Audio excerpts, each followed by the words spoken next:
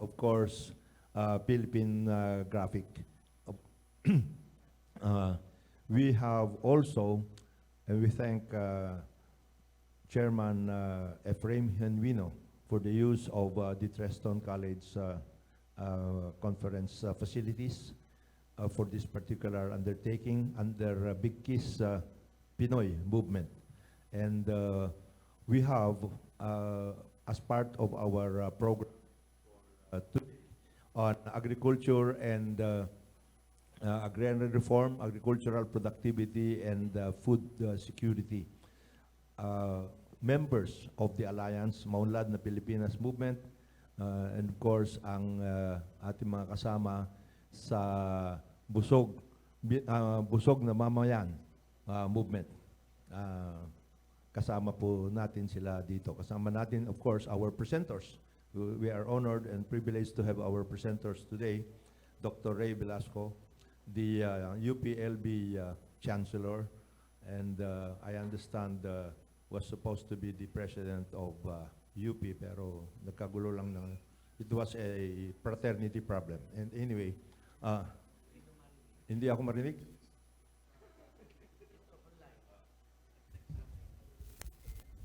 Yun. We have to go back. Hindi daw tayo marinig sa online. So we would like to thank the ALC Media Group. We are now live on DWIC. And of course, the members of that media group, Business Mirror, Filipino Mirror, Philippine Graphic, and CNN Philippines. And of course, we have with us members of the Alliance of People's Organizations and Alliance of Progressive Organizations. They are here with us today on a rainy Tuesday morning. We are honored and privileged to have with us as presenter for this particular part of our webinar series, Dr. Ray Velasco, the Chancellor of the UP Los Baños. And as I said earlier, I have to repeat it kasi kanina medyo hindi narinig eh. He was supposed to be the president of the University of the Philippines system, pero it was a fraternity problem. But anyway, that is and of course, the presenter is Dr. Vic Borosas. Is here with us right now. We have our reactors, acting Department of Agrarian Reform Secretary Bernie Cruz is with us. Former Agriculture Secretary Leonie Montemayor, and of course Congressman Nicky Brones of AGAP, and Congressman Chavez of Butil Party List. We also have with us right now in this studio Mr. Francis Alpas of Homegrown Foods. So pwede na natin umpisaan siguro to with, we are now going to request Dr. Velasco to make his presentation.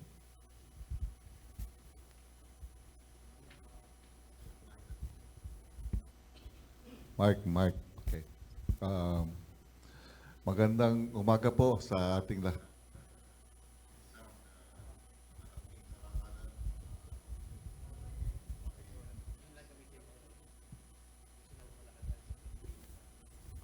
Mark test, hello. Muli, isang magandang umaga sa ating lahat at ako'y nagpapasalamat sa imbitasyon na to at makibahagi ng forum, parang consultation at pagkakataon na ma-share namin yung aming mga munting kaalaman sa aming mga 40 years na experience sa agriculture. Nais kong i-correct lang ang aking kaibigan. Ako po ay dating chancellor, hindi na po ako chancellor ngayon. Ako po ay retirado na sa UPLB.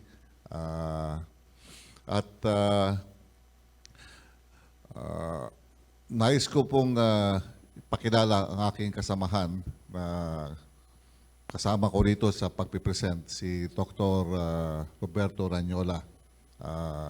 Retired professor din po siya ng UP Los Baños. Maikling PowerPoint presentation po akong pinahanda sapagkat alam niyo po kapag ako yung nagsalita ng wala sa script, umaabot ng 1 o 2 oras yung aking gustong sabihin at marami po akong gustong ikwento pero magpipigil po ako ngayong umaga. Kaya may script po akong susundan at ang aking gustong ibahagi ngayong umaga ay moving forward with agriculture. Ito po'y matagal na naming palaging sinasabi. Mula nung ako'y nag-umpisa sa agrikultura noong 1973, ito na po yung ating gustong mangyari, moving forward. Retired na po ako, 65 years old, moving forward pa rin po tayo. Ayan po, makikita nyo kung ano ang ating mga inaharap sa agrikultura. Okay po, ito po yung mga katanungan. Okay? These are repeated questions for which we do not seem to have any answer. Despite all the many agricultural solutions to these questions forwarded by various professionals po. Mayroon diyang businessman, mayroon diyang economist, katulad ni Dr. Anyola, at meron naman mga tao katulad na ko po na medyo mas technical ang orientation. Our farmers are still poor. Karamihan po. We have high prices of food and our agriculture is not very competitive. And what seems to be the problem and what can be done about it? We believe the solution is transforming the agriculture supply chain into an exclusive and efficient system. And we would like to offer several interventions that have worked in other countries. Okay. There are 4 basic, can we move on to this next slide, please? There are 4 basic reasons among many for the first 4 questions. The first is the inefficient supply chain, which discourages productivity and results to high product prices for consumers. The supply chain should perform 2 basic functions: the physical and market functions, which means understanding market requirements, converting raw materials into finished products, and moving them from production centers to consumption points in an effective and efficient manner and meet the consumer needs. Supply chain management seeks to streamline every part of the chain and the process involved. And by doing so, profits are maximized.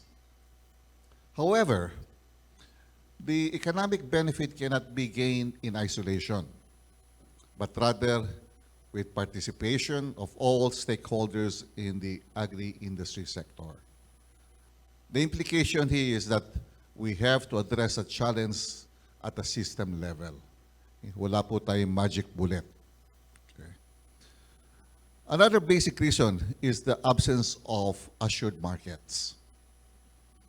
Without assured markets, the farmers face the risk of not being able to sell their farm produce or be forced to sell them at a loss. At karamihan po ito nangyayari. Okay. The third basic reason is inadequate agriculture infrastructure, resulting to high cost of moving products from the point of production to consumption. And if you examine market price, mga easily 30 to 40% is due to transport cost. Especially in the Philippines na island country tayo. Another reason is inadequate support facilities and services that are intended to facilitate the production, marketing, and distribution of agricultural products. Support services may include technical assistance on crops and livestock production, farmers' field schools, trainings and seminars, crop and animal insurance, etc. Okay. On the other hand, inadequate support facilities such as storage, processing would increase crop losses. Okay. May we go to the next slide, please? Okay. There are some major interventions that we would like to mention to enhance the efficiency of the market supply chain. Two important complementary strategies are the development of the agriculture growth corridors, or what we call ABC for short, and its companion strategies such as the agri-industrial parks, agri-based clusters, agribusiness incubators, special economic zones, and futures market. Okay. If you examine the NEDA master plan, itong growth corridors is a critical recommendation from NEDA. Okay.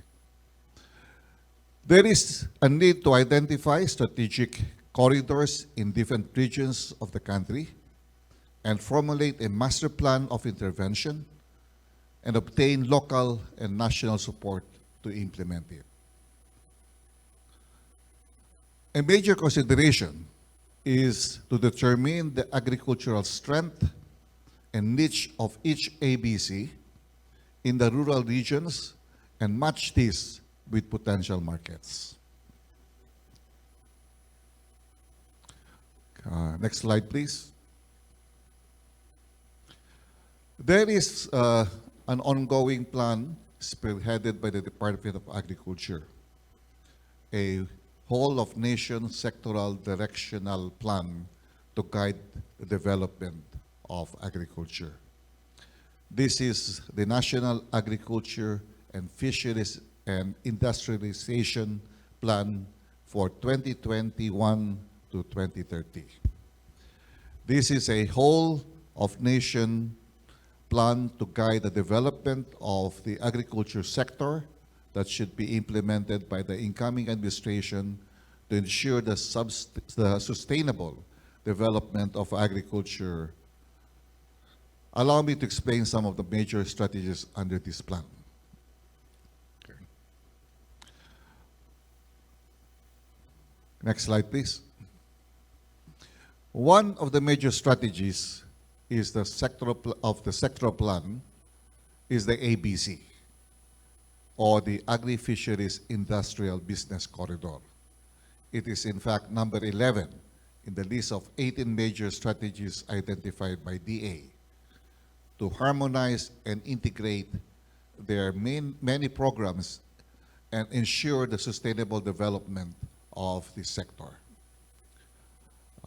Secretary Dar, as a policy, has adopted the ABC as the overarching framework in the paradigm shift of the department programs. Having adopted it, still, I have to say, there's much to be done. Umpisa lang po yung nangyayari. Okay. Next slide, please.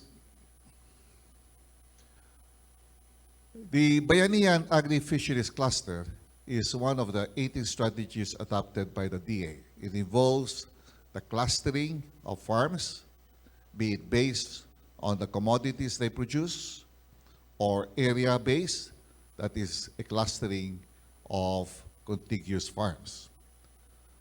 Farm clustering is a collective approach for resource management.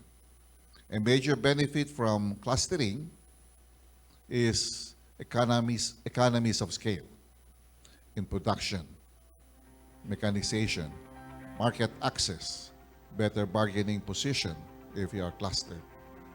Okay? easier access to free seeds, fertilizers, breeding stocks as well as other technical support from the DA, and better social protection and safety nets measures for the farmers. Again, next slide please. Uh, Again, what is the agriculture growth corridor? It is an integrated system of roads, rails, and ports that connect regional centers. It links centers of production, manufacturing hubs, industrial clusters, economic zones to the centers of demand in capital and major cities. It is primarily intended to link especially smallhold farmers and fisher folks to the mainstream market and bring them out of subsistence agriculture.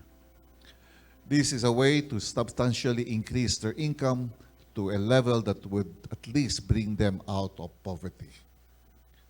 Next slide, please. The supply chain is a great challenge to manage. The ABC, simply put, is aimed at streamlining, integrating, and coordinating the products and services in the supply chain for efficiency and cost effectiveness. But more importantly, to connect the small farmers who are located remotely in the rural villages to the demand that is centered in the urban areas. Next slide, please. Okay. A common problem of farmers is access to a reliable and credible market.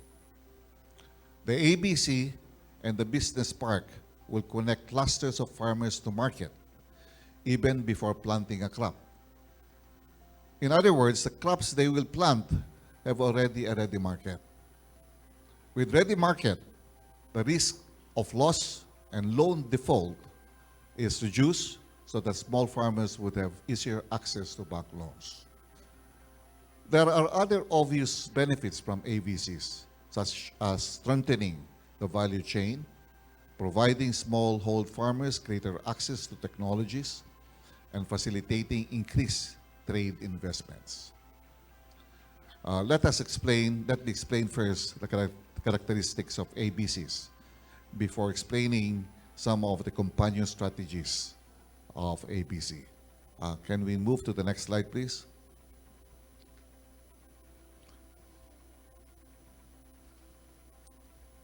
Next slide. Okay. An ABC is a territory stretching along a transportation hub that is linked to the hinterland and intermediate cities.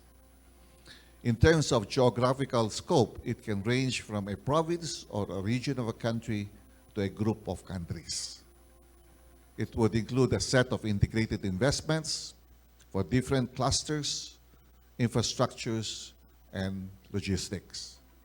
It is accompanied by political reform and updates of the applicable regulatory framework to improve the sectoral and territorial investment environment, and institutional strengthening through collaboration schemes and capacity building. Now, let me discuss some important companion strategies of the ABC. Can we move to the next slide? Okay. Agri-parks are a major component of ABCs. The agribusiness park is an area designated for private locators who would like to do business in agriculture in the province covered by the ABC. It has three major important mandates. First, the production support unit that will provide assistance or extension support to clustered production farms. Second, market and business development unit to handle the demand side. Three, the hub, providing facilities for locators such as warehousing, storage facilities, as well as processing facilities, depending on the main product that is in the pipeline. We can also mobilize state universities and colleges in agriculture to provide technical and research support to these agri-parks situated in various parts of the country. Next slide, please. A component of the agribusiness park can be an incubator facility for startup business investors. It is designed to help startup business grow and succeed by providing them free or low-cost workspace, mentorship, expertise, access to investors, and in some cases, working capital in the form of a loan. Next slide, please. The ABC may be designated as a special economic zone, similar to PESA. It is a commonly specific geographical area within a country with advantageous business and investment environment given its relatively relaxed set of rules. Some examples of these are the Angeles Industrial Park in Bacolor, Pampanga, the Subic Shipyard Special Zone in Subic, Zambales, the Bataan Export Processing Zone in Mariveles, and the Cavite Export Processing Zone in Rosario, Cavite. Okay. The special economic zone may vary in type or scale, but they are often used as a policy tool for economic development. From a policy perspective, it has more liberal business environment, okay, than the rest of the country. These economic zones have not only significantly increased in number over recent decades, but have also evolved in different respects such as objectives, zone configuration, ownership, incentives, and economic activities. And the Philippines is one of the many countries in Southeast Asia that have extensively pursued economic zones development. And January 2020, there were 407 operating zones, and an additional 144 zones are being developed. As in the experiences of many countries, economic zones in the Philippines have undergone significant transformations since their receptions. Next slide, please. Here we have a list of potential partners in the development of an ABCs. As you will see, they are very inclusive. Okay. Next slide. As we have mentioned, ABCs cannot operate in isolation. The success of ABC would depend very much on the participation of different stakeholders. As shown here, each of these stakeholders would have different complementary interests, roles, and resources that they bring to that corridor. I will not go to the details, but they have to be spelled out very clearly. Next slide, please.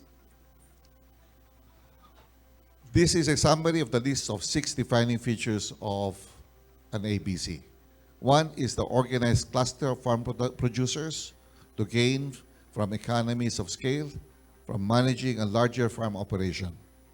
Another is investment in the infrastructures and facilities such as ports, roads, storage, even ICTs. We estimate that around 65% of the total investment requirements would come from LGUs and the private sector. We encourage the LGUs to increase the priority accorded to the agriculture and fisheries sector with the advent of the Mandanas-Garcia ruling. Okay.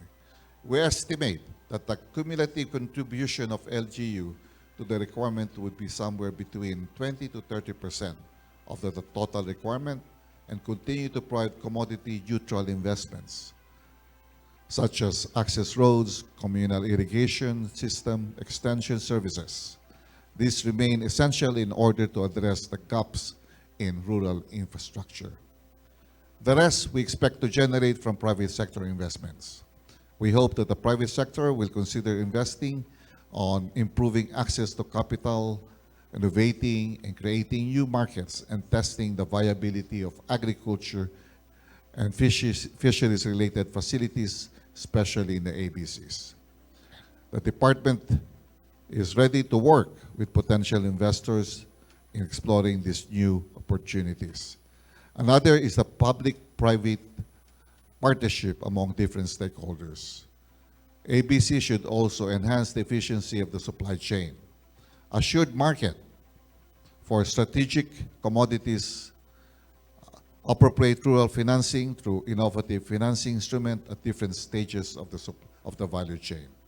And lastly, and critical, involvement and inclusion of the small sector. Okay.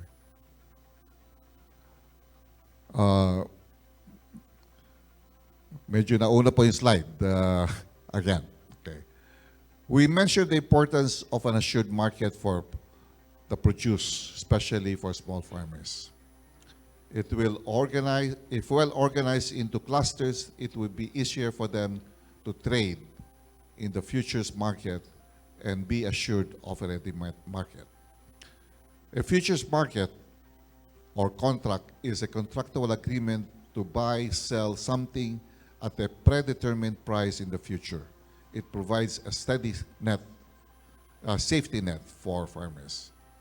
This is an important facility the government has to institutionalize in our country, especially with the nature of agriculture business that it will take you some time before you harvest something. Okay.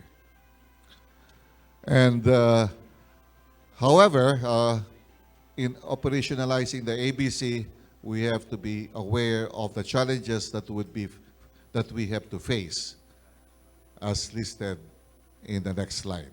Can we have the next slide? I will not go into detail.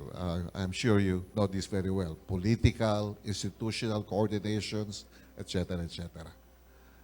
And with that short presentation, thank you for your kind attention. And I'd like to remind you, if you have some questions, my colleague here, Dr. Ranyola, is also happy to answer. Maraming salamat po, Dr. Ray Velasco. Before we go to the next presenter, we would like, first of all, again, to thank our partners in this webinar series, the ALC Media Group, DWIC. We are live on DWIC with my partners, Conrad Banal and Attorney Trixie Cruz Angeles. I'm, by the way, I'm Jonathan De La Cruz. Baka nakalimutan kong sabihin sa kanya. And of course, our host and partner in this activity, Big Kiss Pinoy Movement, the founder and chairman of that party, is here with us.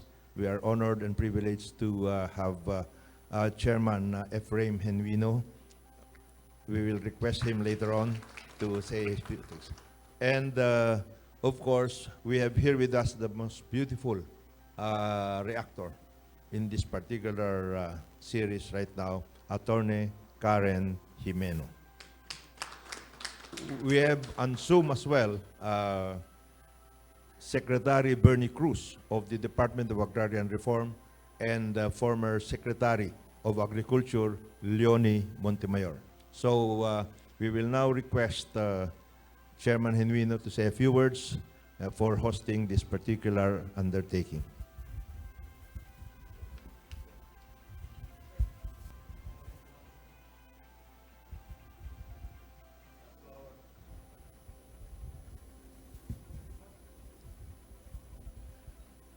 To our distinguished presenter, guests, and participants, ladies and gentlemen, good morning. On behalf of Big Kiss Pinoy, it is my great pleasure to welcome all of you in this Beyond 2022 forum, hosted by Big Kiss Pinoy. This morning, our topic is on agriculture. One of the major advocacies of Big Kiss Pinoy is food security. That is why we are glad that through this forum, we are given a unique opportunity to revisit and take a closer look at our agricultural sector. As our country slowly recovers from the effect of the COVID-19 global pandemic, one of the most important sectors that will play a crucial role in navigating our country's path to recovery and development in the next few years is the agricultural sector. The Philippines has always been known as agricultural country.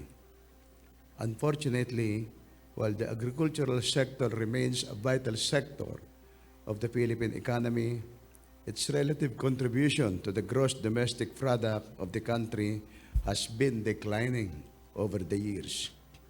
Based on the data from the Philippine Statistics Authority, the relative percentage of this agricultural sector contribution has been steadily declining. 11.3% of GDP in 2015, 10.4% of GDP in 2016, 10.1% of GDP in 2017, 9.7% of GDP in 2018, and 9.2% of GDP in 2019. Considering this saddening and worrisome trend, we are prompted to inquire on the current problems and issues that beset our agricultural sector. I was fortunate that in my visit to some of our farmers in some provinces when I was still a FECOR chairman and until today, they have shared with me some of the common problems and issues which crop up as the recurring concern of our farmers. Number one, low productivity. Two, limited or diversification, mainly at traditional crops like rice, corn, coconut, as opposed to high-value crops. Three, limited access to capital. Four, outdated farming mechanism. Five, poor post-farming support facilities like transportation and storage facilities. Six, climate change, severe flooding or drought, soil degradation, pests, and others constantly threaten our agricultural output. This morning, we are honored to have our distinguished panelists from the University of the Philippines, Los Baños, who will put the spotlight on one of these recurring issues problems that has plagued our agricultural sector: inefficiencies in the existing agricultural supply and chain management. Briefly, supply chain management in agriculture means integrated territorial planning that combines intervention in infrastructure and related services such as logistics with a specific action to boost key agricultural sector. By addressing these recurring issues, our agricultural sectors, it is our sincere hope that we will see a tangible improvement in our agricultural sector, something that can be felt and enjoyed by steadily supply of agricultural products, resulting in stable prices and a better purchasing power for the ordinary Filipinos, and more importantly, improving the lives of our Filipino farmers and making our agricultural products globally competitive. By the end of our forum, we hope that with the help of all our stakeholders, both private and public sector, especially you who are with us today, we will be able to craft measures and programs for our agricultural sector beyond 2022. Again, welcome to this forum, and may we all have a fruitful and meaningful discussion. Thank you. Thank you, Chairman Henvino. As we mentioned earlier, ito pong ating webinar series. This is the third topic in our webinar series. We hope we will be able to come out with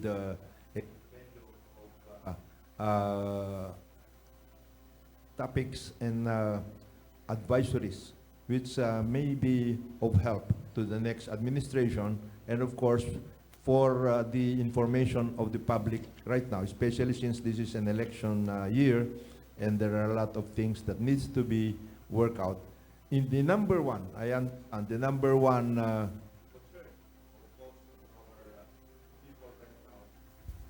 is food. That is part of the survey results undertaken by certain polling agencies. So, thank you, Chairman Genuino. Thank you, of course, to the ALC group of companies, the media group. And before we proceed with the reaction from our reactors and the general public who are now on Zoom, we would like to request Dr. Vic Brosas to make this presentation. Dr. Brosas is the founder of the Bansang ang Mamamayan movement. At the same time, he is also involved in Busog, what he calls Busog economics. Doc.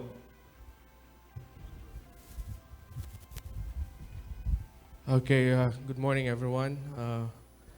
Okay, can you present the slide, please? The first, Busog, oras na para busog.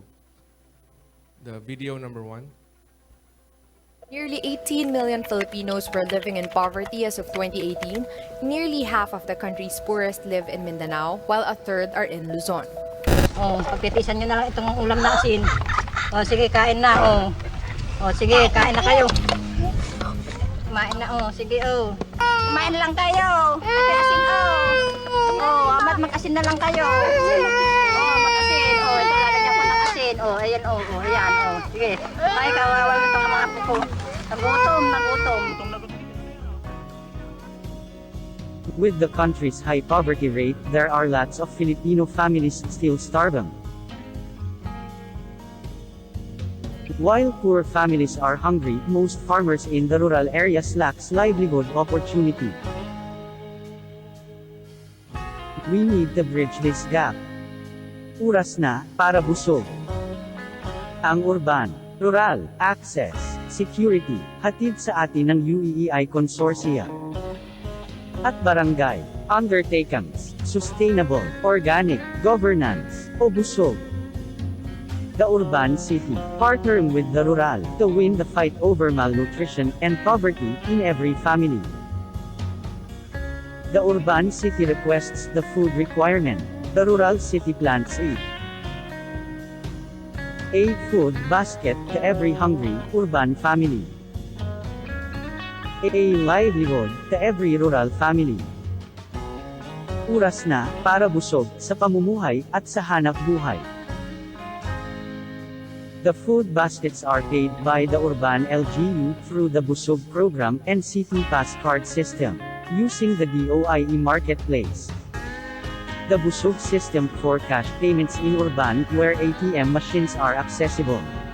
City Pass for online transactions in rural areas where wireless internet is available. With the cooperation of everyone, we will be able to cure poverty and hunger.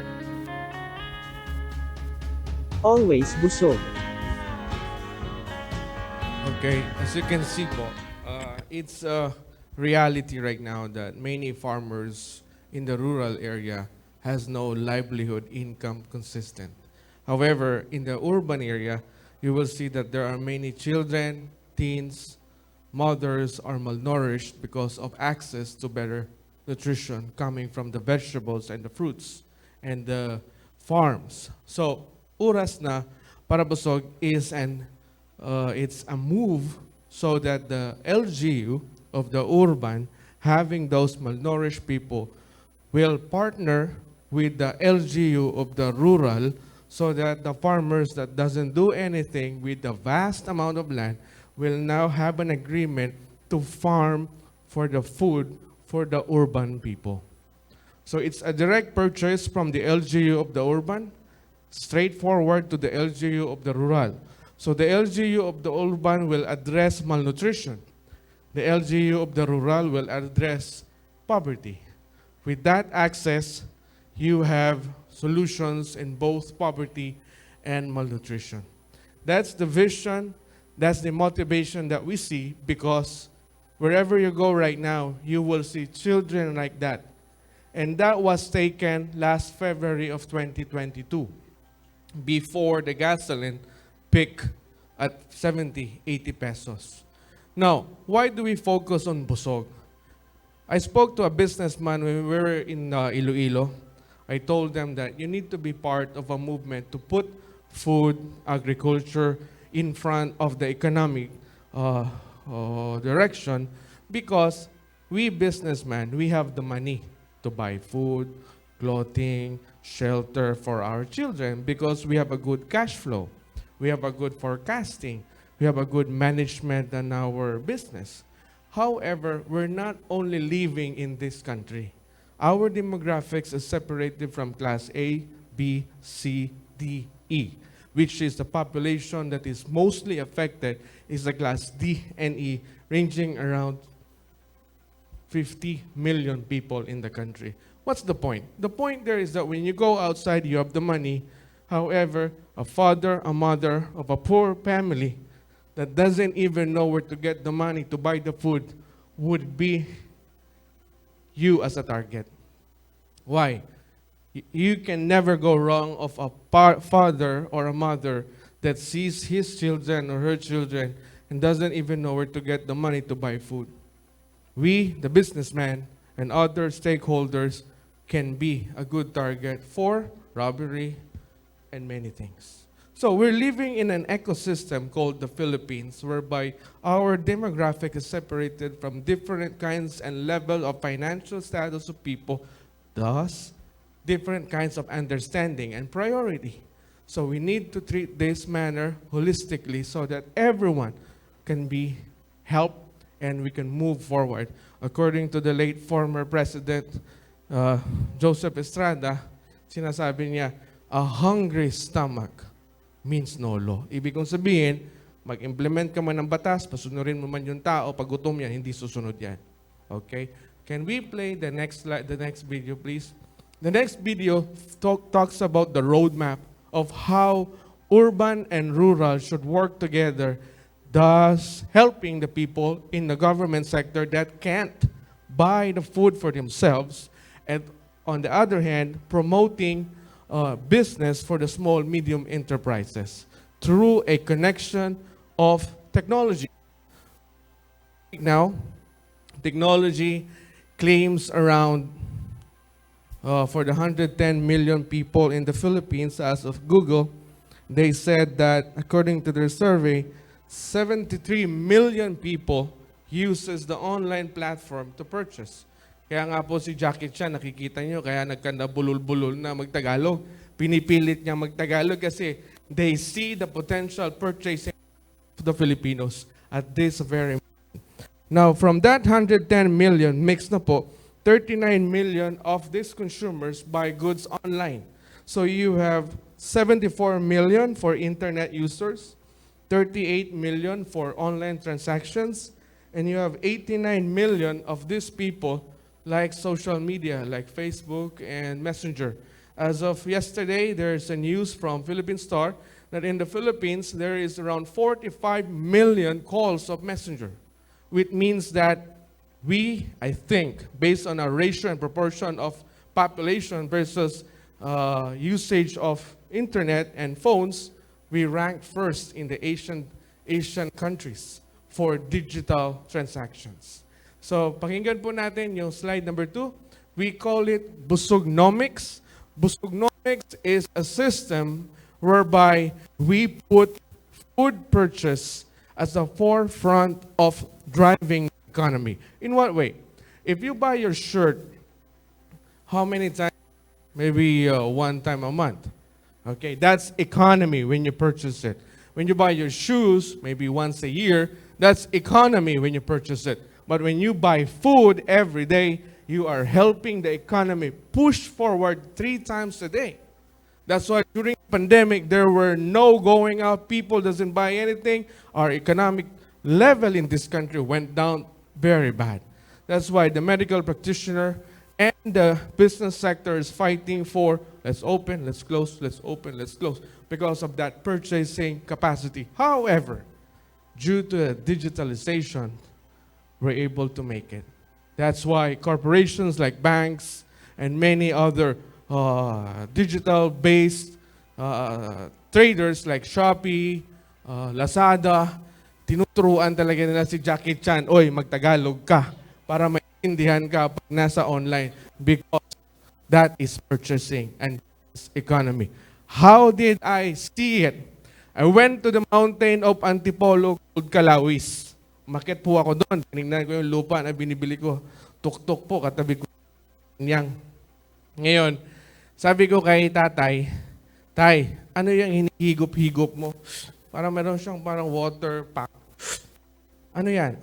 Anak, life-saving water to. Saan niyo po nabili yan? Oh, Shopee. Sipin mo, on the top of the mountain of Antipolo called Calawis, the old man, 82 years old, is carrying a product purchased through online. Thank God there's PLDT, Wi-Fi. Right? You will see that Filipinos are so resilient and finding a way how to compete and survive. That is Busugnomics, putting forward a much purchasing product that everyone must buy every day to drive the economy. Imagine, 100 million people purchase their food every day, 3 times a day. How much economic force is driven? They don't need to go out. They just stay at home.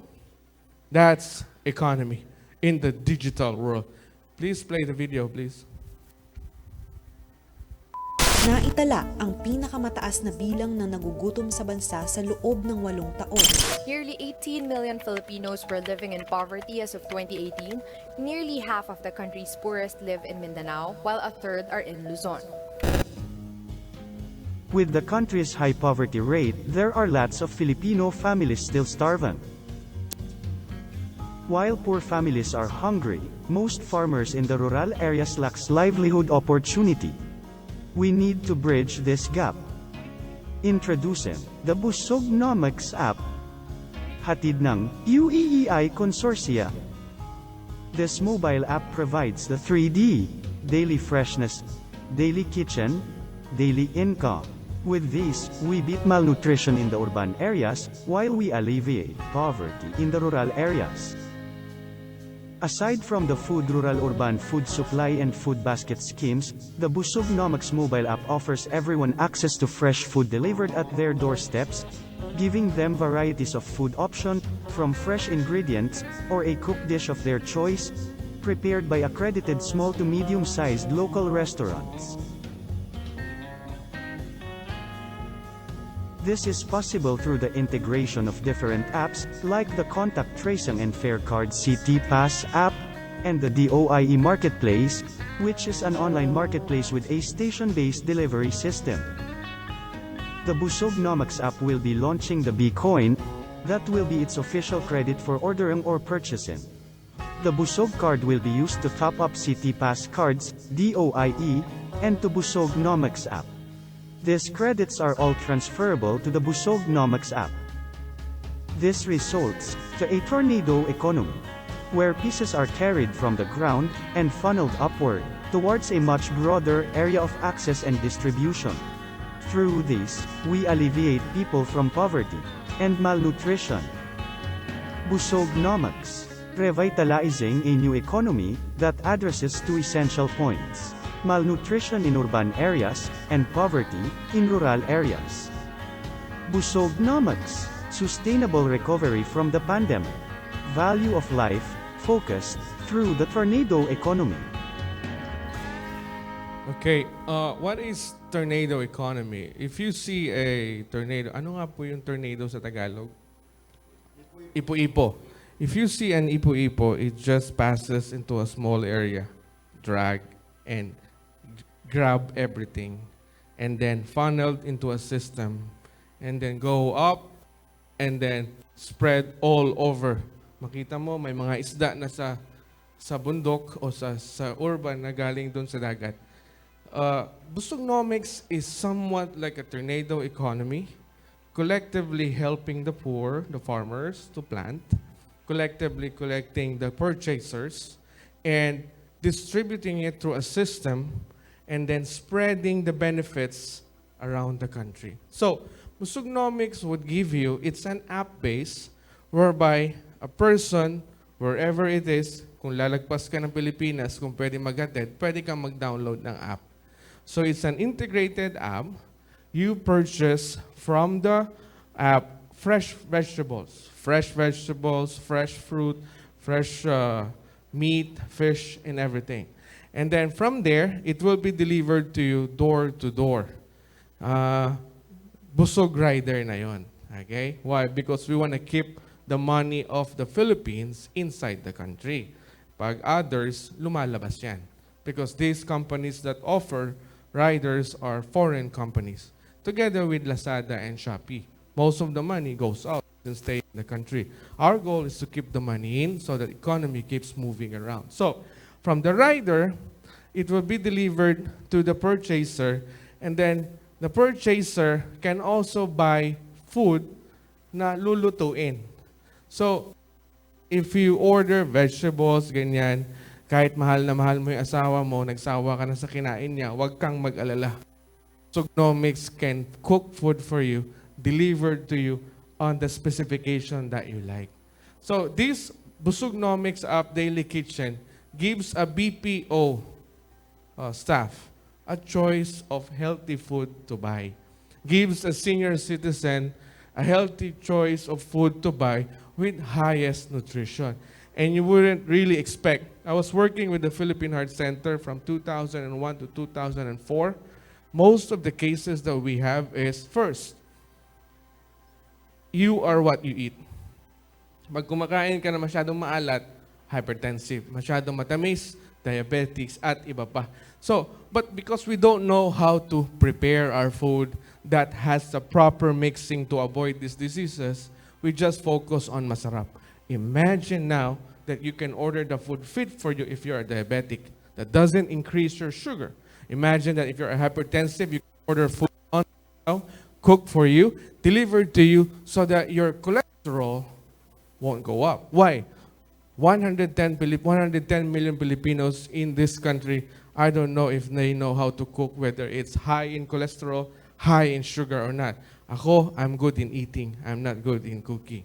So, I want to live longer. That's why I make sure other expert, nutritionists, dietitians, could make food for me. How? What's my access?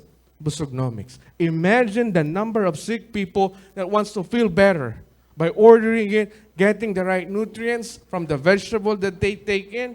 Imagine the savings we get. So, that's Busognomics. Now, the third one is the daily income. So, the accredited Carinderia now spread from Luzon to Visayas and Mindanao will be taking your orders. So, a phone is tapped through the IP address. Pag natap mo yung phone, the available Carinderia accredited by the Busognomics, which is certified by or other organization, can now take your order. Kung gusto mo na sinigang, ginataan, yung pinakamalapit na Carinderia sa'yo, yun yung mag-prepare ng food. Imagine that. You have a menu for medical, menu for nutrition, menu for high-working BPO, puyatan, menu for our tourist. Because I'm a tourist, problema ko, pagdating sa gabi, wala na akong makain. With Busognomics, our tourists will have the option to pick wherever they are. So using technology from the IP address of their phone, the Carinderia can grab or accept orders and prepare it for them. Imagine the economy today by our people, visitors, and tourism. At the same time, we are addressing malnutrition in the urban because the cost profit could be paid to the LGU who purchased the vegetables through the profit margin. Because we are having high, which is around 40 to 50% pag binenta mo na sa pagkain. Pag gulay lang, mababa yung margin. Pag binenta mo na as food, ang taas mo na. Meron kang Carinderia, 40 to 50%. So, ma-offset na ngayon yung cost ng ating LGU. Now, the next, the coin. Busog coin will have its digital currency, and you won't believe me. We're gonna make Busog gold coin to be sold to OFWs, 10 million of them, because sila yung parating naloloko. So imagine you're an OFW paying 1,000 pesos a month for 10 months, that's 10,000 pesos, that's one gold coin, and you have a certificate of ownership, that gold coin stays inside the bank. Imagine 10 million of them paying 1,000 pesos a month. Kaya. For 10 months, that's equivalent to 100 billion pesos of liquid cash for the bank, Busog Bank. And 10 million gold coin of 1 gram. That's 10 tons. This will be the first digital currency in the world that is backed up with gold and liquid cash. Purchase, transact through a food pioneered economic system. Now, how do we do it? Next slide, please.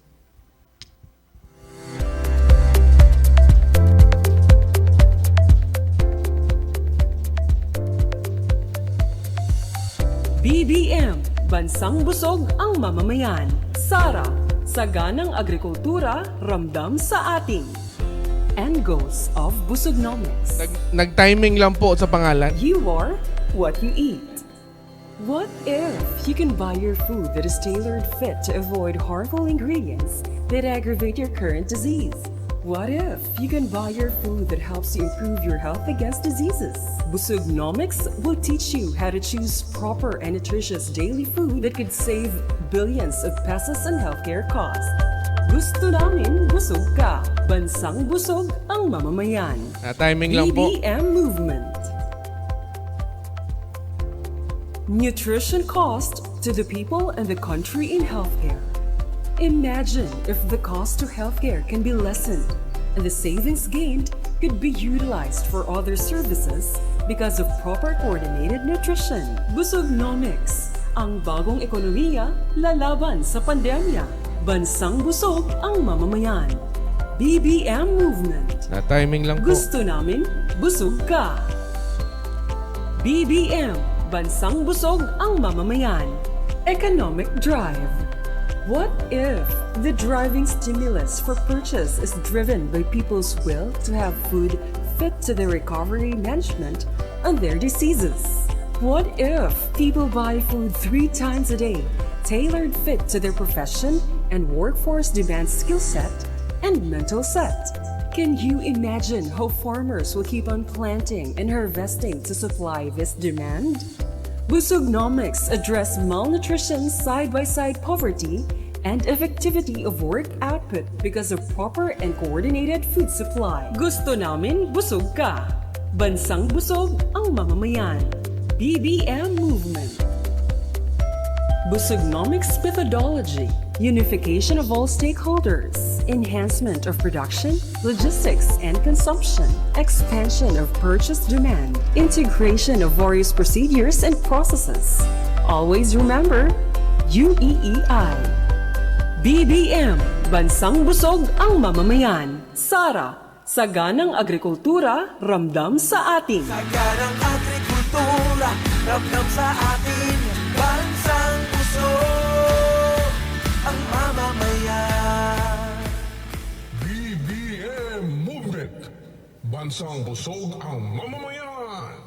Okay, last slide na lang po. That's, I hope, the direction that we go. And before I end, I would like to leave a message for everyone.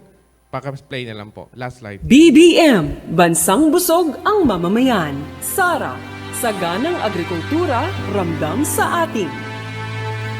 This is the message of the founder of BBM Movement, Mr. Vic Brozas. We need to rethink ways so that we can restore, rebuild, recover, and strengthen our hold and stand towards feeding our countrymen. We need to focus and put first food supply, agriculture, livestock, fisheries, and technology in the forefronts of our governance. We have fuel crisis. We have income crisis. Soon, I hope not, food crisis. We have resources. We have skills. We have abilities. As the saying goes, nasa Diyos ang awa, nasa tao ang gawa. We need to open our eyes and work together. We need to focus on feeding our constituents, visitors and tourists today, the coming days, and the future. Soon, it will be migration. Migration to a much better supply of food to sustain life. We need to feed our country. We need to help feed others. We need to share ways on how to feed the world. we need to focus. Oras na para busog. Urban-rural access security. It's time to rush. Rural-urban simultaneous harmonization. Bansang busog ang mamamayan dahil ang saganang agrikultura ramdam sa atin. BBM, Bansang busog ang mamamayan. Sara, saganang agrikultura ramdam sa atin. Saganang agrikultura, ramdam sa atin. Bansang busog ang mamamayan. BBM Movement. Bansang busog ang mamamayan. Maraming salamat po. Gusto namin. Busog ka. Maraming salamat. Salamat, Dr. Brosas. Hindi ka halata. Anyway, maraming salamat. Kanina po ay naringgan natin siyempre yung napaka-comprehensive na presentation ni Dr. Velasco earlier tungkol sa The Whole of Nation program ng Department of Agriculture at ang tingin ng ating mga eksperto ang dapat na gawin para maging maayos ang ating agricultural production, security, at maayos din ang ating pagdating sa nutrition. And of course, we have the presentation of Dr. Vic Brosas pagdating sa putting together also a holistic program, technology-based program for agricultural production and nutritional value added for our people. So we will now request our reactors to make their own suggestions, comments, etc. on the presentation made by Dr. Velasco and Dr. Brosas. We will request Attorney Jimeno to make the first reaction. Thank you so much, and thank you, Kong Jonat, for having me here. I'm very thankful that this forum was organized. And my question goes to Dr. Velasco, and this really goes to the fundamental basis for us to have those agricultural corridors and the futures market. And my question is, in terms of enabling agricultural corridors, I see that one of the fundamental changes that we need in our legislation would be on the CARP law. So Dr. Velasco also mentioned economies of scale. And when I try to envision having one, economies of scale, agricultural corridors, and also a sophisticated futures market, at the level of the farmers, one of the problems would be, one, their ability to achieve economies of scale. And then in terms of financing, just the sophistication to access the financing, because when you start thinking about implementation, they have to fill out so many forms, comply with so many documentation requirements. So my question is, how do we really achieve all of that? It's a great vision, but in terms of legislation, since we're thinking of the next administration, which would require the support of both the executive and also Congress, Dr. Velasco, what do you think achieve that vision? Yeah, yung agricultural corridor, achieving economies of scale. And then when we're thinking about the futures market, yung ability to sell at a future date would be affected by the prices and also the supply. So if we think about also our policies on importation, when we get flooded with very cheap food from imports, then yung ability naman ng farmers natin to sell then at a future date would be compromised. So what do you think are yung mga at least key legislation needs to be addressed in the next administration? Thank you, Attorney Jimeno. Dr. Velasco, please. Thank you, Dr. Jimeno. Those are very complicated and difficult questions to uh, uh, I'd just like to say that I don't have all the answers for the details. No? I am not a legislator, so I cannot really, at this point, figure out what sort of changes in laws or policies we have to institute, I mean in details. Okay, the first question you mentioned was something to do with economies of scale. How do we achieve them, considering CARP as well as the nature that our farmers, maliliit ang kanilang lupa eh. No? Okay. Talagang mahirap na sabihin sa farmer, no, isoli mo yung lupa. No? Hindi po pwede yan. Away na malaki yan. But the economies of scale can be achieved in terms of operation rather than physical ownership. Okay. You see, if you have a big market, okay, contract market, for example, if you require so many tons of a produce, and you ask a farmer, okay, can you produce this? Definitely he cannot, because maliit yung lupa niya eh. But if you now cluster the farmers in a community to produce that, then you can operate them with an economy of scale. And I think the farmer will participate because he knows that he will earn something better than what he's doing now. I mean, let's face it, ang farmer, ang habol niya, profit din. No? Pero kailangan sigurista sila. Hindi sila susugal na hindi sila sigurista. Una-una, maikli ang PC nila eh. You know? Unlike most businessmen, kapag kinapos ang PC, takbo sa bangko.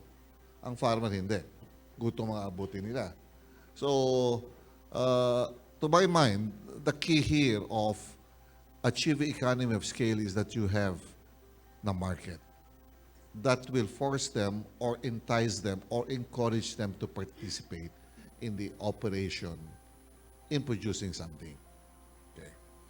So, in fact, this is what is being done now by the Department of Agriculture, but they're having difficulties. The reason is,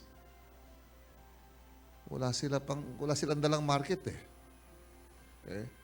Gusto nila mag-cluster, pero wala silang market.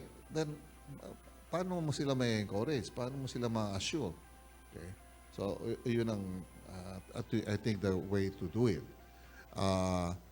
If you cluster them in terms of operation, not physical clustering. Okay? Your other question is about the ABCs. Okay. This is not to say that walang ABC. Meron. There is already a corridor for agriculture. But the point is, hindi designed sila really for agriculture. They're designed for other products. And there are certain peculiarities that is required to develop an agriculture corridor. We have to superimpose that. We have to ride on it, existing ones. But we have to put in place yung mga kailangan for agriculture. Yun ang kulang. Okay. So we think that the question is, which comes first? Paano natin i-entice to? To our mind, the best approach may be first is identifying the agri-parks. And incidentally, Quezon is doing this now. No? They have already identified some kind of an agri-park somewhere there, near the port area. So once you now have this agri-park with these very important components, again, it has to be market-driven.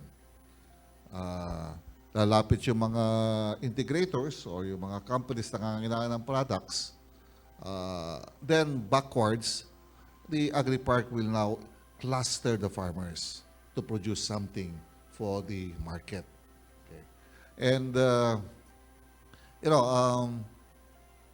Maraming lumalapit sa akin, kailangan nila halimbawa ng 20 tons of ube per month. Okay? Ababe.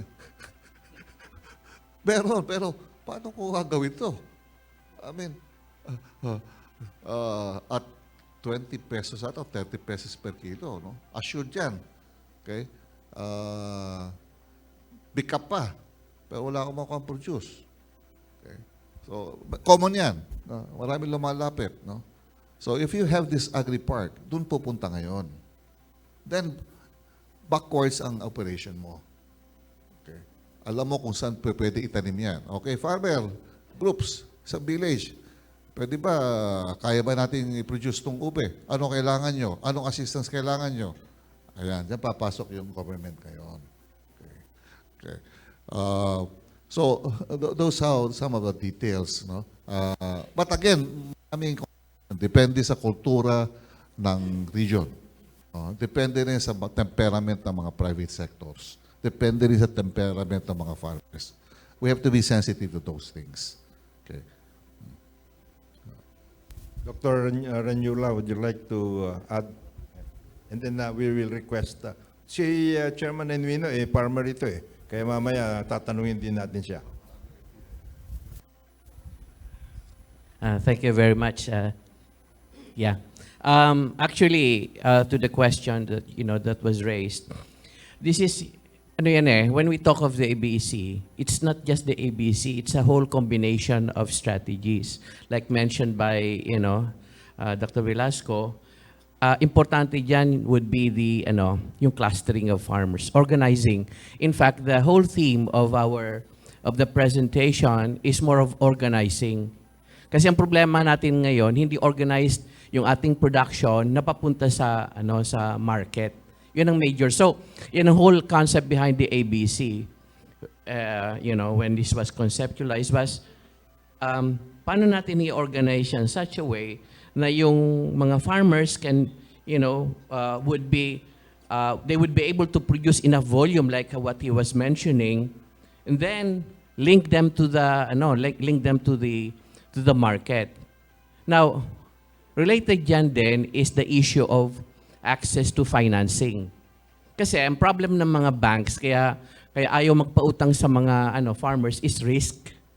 Na hindi sila mababayaran, which is true. Because agriculture is a risky business actually. No? Lalo pa tayo sa typhoon belt tayo. So what do you do there? Kaya yung futures market na ini-introduce is, one, on the part of the farmers, ma-reduce mo ang risk sa kanila na sila pag nagpo-produce, may market na sila, and the price is set as a certain level. Given that price, they're assured of some profit already. Now, who would take the risk later on? Pag halimbawa, during the time na makukuha na yung product, i-deliver na yung product, it's a trader that would take the risk. If the price at that point in time is lower than the agreed price, he will bear the loss. But if during that time the price is higher than what was agreed, then he makes the gain. Yun naman ang role ng mga businessmen to bear the risk. And the risk will not be borne by the farmers. Ang problema ngayon, like recent, I was watching the TV news, for example, mayroon yung onion oversupply. Bakit nangyayari yon? Kuminsan naman, problema, nag-i-import pa tayo kasi kulang ang onion. Bakit? Bakit nangyayari yon? Hindi organized kasi no? Ngayon, yun ang ng DA ngayon. They have a very big plan ngayon, nice plan, which integrates different types of strategies. Yung pinipresent ditong ABC is just one component. Siguro if you look through the internet, makita nyo mayroong 18 strategies they're all connected. Like for example, one of them is information. Importanting information to provide farmers with information of prices, etc. No? So, mga training, research, all connected. I remember Senator Villar, sabi niya, research, wala naman nangyayari. No? Which is true. Because, again, ang problem is the researches are not connected to the basic requirements. Anong needs ba noong kwan? Ngayon, the other one also that we'd like to clarify is that what we want to do in the ABC is to enhance the efficiency along the value chain. Meaning what? Ang problema, for example, from at the production area, ano problem ng mga farmers? Yung kanilang mga wala silang mga storage area, walang processing, no? Kaya mapipilitan silang magbenta kahit mababa ang presyo. Now, along the value chain, yung tinatawag niya hubs and spokes. Ang hub, yung sinasabi nga ng mga agri-parks, yun ang hub. Pero spokes, nakakabit yan doon sa mga production areas. So, the whole idea is to link them from the production, organize them, the farmers, reduce the risk to them. And then sa point of view naman ng mga traders, gaya ng sinasabi nga ni Dr. Velasco, ni Ray, na naghahanap sa akin so many tons of ubi. Saan ka kukuha niyan? Pero kung organize yan, the trader would come, alam niya kung saan kukunin yon. And then may agreement na. Kasi alam mo naman, ang agricultural produce, hindi naman overnight. May kailangan mo ngayon, bukas i-deliver na sa'yo. Hindi naman ganun yun. Kaya importance of that kind of agreement. Right now, meron tayo ganyang arrangement sa soybean and sugar lang eh. But we can expand it to the others. Marami pang developments actually sa Department of Agriculture right now. No, I think by next month they'll be coming up with the plan, overall plan, and hopefully this will be adopted by the next administration. It's a very good plan, no, and hopefully hindi yung next administration pagpasok sasabihin, ay, hindi naman aming plano yan eh. Wala tayong continuity sa planning natin. Yun ang problema natin. Pag may bagong administration, iba na naman ang gustong sundin, no? So, yun ang yun siguro ang idea behind this one. Thank you.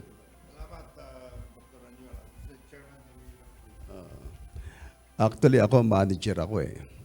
The root cause of the problem. The root cause of the problem, agad ang tumbok ko, pera. Walang pera ang tao. If almost 40 million of the population ang nasa poverty line, walang pera. Ano ang solusyon? Yan ang solusyon. Kahit ano pa ang sabihin nating problema dyan, kung walang pera ang tao, walang bibili. Pag walang bibili, walang economy.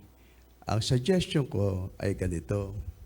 Let us try to industrialize the product of agriculture. Ang gawin natin, lahat ng farm production natin, prutas, lahat yan, tayo lahat ng factory yan. Pag nagkapera ang tao, may bibili na ng agriculture natin. Bakit may risk? Paano hindi magkakaroon ng risk? Walang pera ang tao. If the average pera ng tao sa Metro Manila is 500 pesos per day, ang average pera ng tao sa probinsya is 300 pesos per day.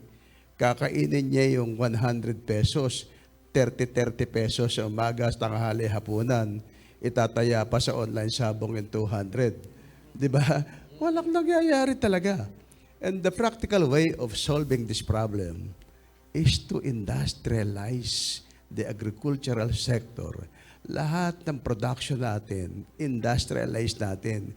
I-mechanize natin, maglagay tayo ng mga dilata, maglagay tayo ng mga prutas, idinidilata, at bigyan natin ng employment ang tao at kinakailangan sumahod siya ng hindi bababa sa 500 to 1,000 pesos. Pag may ganyan, mawawala yung risk involved ng financing, bibilis yung tinatawag na online kasi any day of any time of the day, may pera yung tao. But if we don't solve the problem ng pera, wala pong mangyayari. Pabalik-balik lang tayo. Nakita ko ng lahat yan eh. Ako yung naglalakad sa field. Naglalakad ako sa field. Kita ko yung problema sa kahirapan.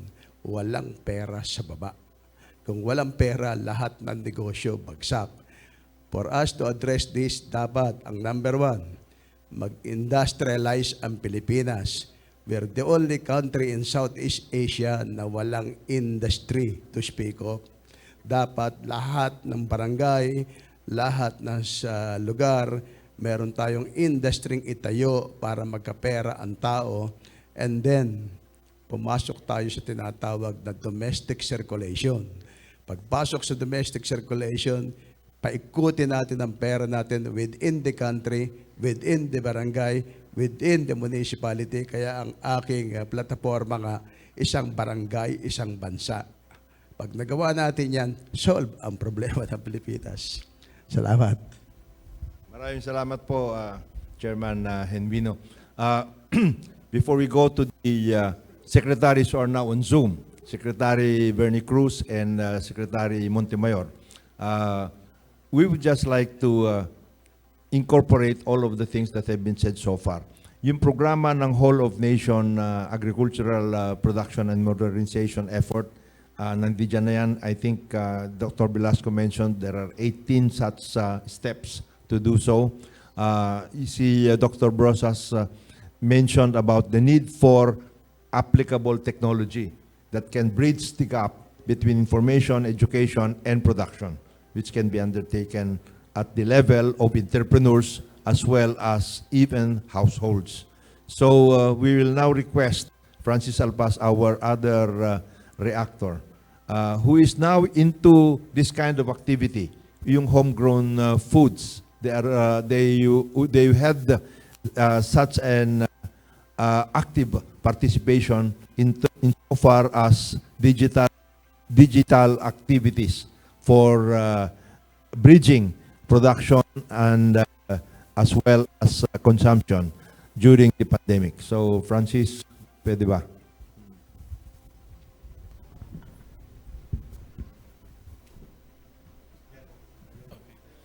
So, good morning, everyone. Thank you, Kong Jonats, Chancellor Velasco, Dr. Ranyola, Chairman Henvino. It is an honor to be in a room with our Chancellor sa UPLB dati, Chancellor Velasco. I think there's a common theme na nakikita natin sa presentations and initial reactions, which is, number one, poverty, especially sa agriculture. And that needs to be addressed. Number two, yung adoption ng technology, mechanization, data and ICT na kailangan na din mangyari ngayon. And third would be yung supply chain imbalance. Yun nga, na-mention yung onions sa amin. Alam na namin yung onions kasi kausap namin yung DA. They're looking for a way to sell yung onions na oversupply. And so thinking namin, paano tayo nagkakaroon ng oversupply ng onions? Tinatanim mo yan 30, 60, 90 days before. So alam mo na yung potential volume na harvest mo, alam mo na kung saan to ibebenta before. So paano nagkakaroon ng oversupply? Kaya makikita natin, definitely may imbalance yung supply and demand. So kailangan ma-address natin. I would like to put forward din something else na kailangan ma-address. It is a ticking time bomb. It has been said before na ang farmers natin ay nasa 57 years old na ang average age ng farmer. And I was made aware of something very critical. Yung 57 sa farmers, iba sa 57 natin. Nung nasa farm ako, nag-harvest kami, so kasunod doon, barik. Di inom kami ng mga farmers. Nagkakwentuhan kami, sabi ko, ilang taong ka na? Akala ko, sa loob-loob ko, nasa 56 na siya. Guess what? 35 years old. Yan ang reality. So pag sinabi natin 57 years old, ang sabi nga, 57 years old, so in 11, 12 years, may critical state tayo na kulang na tayo ng magsasaka. I think ngayon, given na ganun nga yung situation, na 35 years old po lang, mukha ng 57, nandun na tayo ngayon. So kailangan ma-address agad natin yung lack ng farmers na natin. And you can see, kasi ang planted area natin from 2016 to 2020, hindi nagbago. And ang yield natin sa farms hindi rin tumaas. And yet, ang importation natin nag-5 times. From 600,000 metric tons to almost 4 million metric tons in 4 years. So tumataas yung demand, hindi na kaya ng local supply. And ibig sabihin, hindi pa na-address yung mga issues doon. So kung walang papalit sa mga farmers natin, saan tayo pupulutin? The calculus of food sustainability has changed significantly pre-2020, post-2020. Pre-2020, medyo laissez-faire pa tayo. Parang okay lang. Kung anong ginagawa natin, status quo, tuloy-tuloy. Post-2020, what did we realize? We have these contracts for supply ng rice, etc. from other countries. Paano pag nagka-COVID ang Thailand? Paano pag nagka-COVID ang Vietnam? And they can't ship papunta sa atin ngayon. Paano tayo pag nag-lockdown din tayo? Saan tayo ngayon kukuha ng rice supply natin? What if there's a war na 15% ng global wheat supply bigla hindi accessible. So automatic tataas yung wheat prices natin. Paano na naman yung consumers? So wala tayong pambangga ngayon doon, di ba? And this is the Philippines. We are primarily an agricultural country. So I think in terms of sa poverty, yung supply chain imbalance kailangan maayos talaga natin significantly. Kasi kung hindi kumikita ang farmers, hindi niya sasabihin sa anak niya na pumasok ka dito. Bakit ko sasabihin sa anak ko na magsaka ka para mamulubi ka? Diba? Siyempre sasabihin ko, magtatrabaho ko ngayon, mag-aral ka para makapagtrabaho ka sa Manila, mag-call center ka o kung ano. So kung ma-address natin yung issue ng poverty through use ng data, use ng ICT, lahat naman tayo may telepono na ngayon, di ba? May Google na, may Facebook na tayo. Hindi yan accessible sa farmers noong 1960s, 1970s. Pero yun ang technology na ginagamit natin sa farming hanggang ngayon. So we have to move forward. Tapos, i-enable natin yung use ng ICT na yan para makita naman natin ano ba yung demand, ano ba yung supply sa area na to. Sa Laguna, anong kailangan na onions, anong kailangan na carrots, tomatoes, etc. Per capita, per unit time. Hindi naman mahirap i-collect na yun ngayon, di ba? Ngayon, kung ma-increase natin yung profits ng farmer, simple naman ang profit eh. Sa business, profit is equal to revenue minus expenses. So if you can increase yield at the farms, increase ang revenue.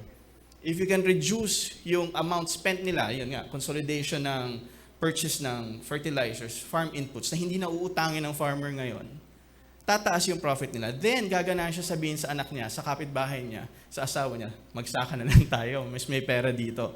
Di ba gusto nila natin magkaroon ng balik probinsya? So, yung mga tao ngayon, gaganahan, bumalik sa provinces kasi kumikita na. I think the main reason bakit humihina agriculture natin is, hindi naman kumikita yung mga tao. And this goes to my thing about new farmers na kailangan natin. Kung walang papalit na farmers, kasi hindi naman kumikita yung lumang farmers, yari tayo. Pero kung titingnan mo, culturally din kasi, parang ayaw natin pumasok yung mga bata sa agriculture. Nakita, ano yung pinaka-popular na song natin sa farming ngayon? Magtanim ay di biro, maghapong nakayuko, di naman makatayo, di naman makaupo. So makita yan ng millennial ngayon, ano sasabihin nila? No, thank you. Di ba?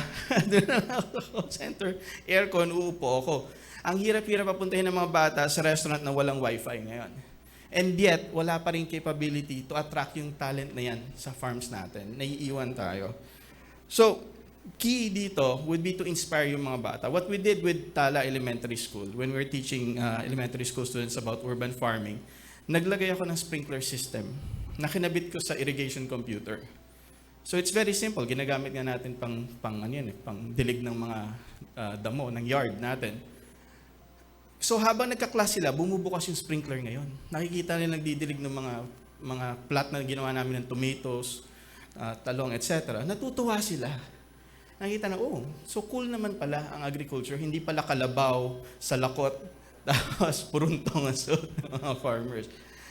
So we have to upgrade yung cultural thinking about the farmers of today ngayon para yung tomorrow naman mababantayan natin. Otherwise, mamamroblema tayo sa supply ng food natin in the future.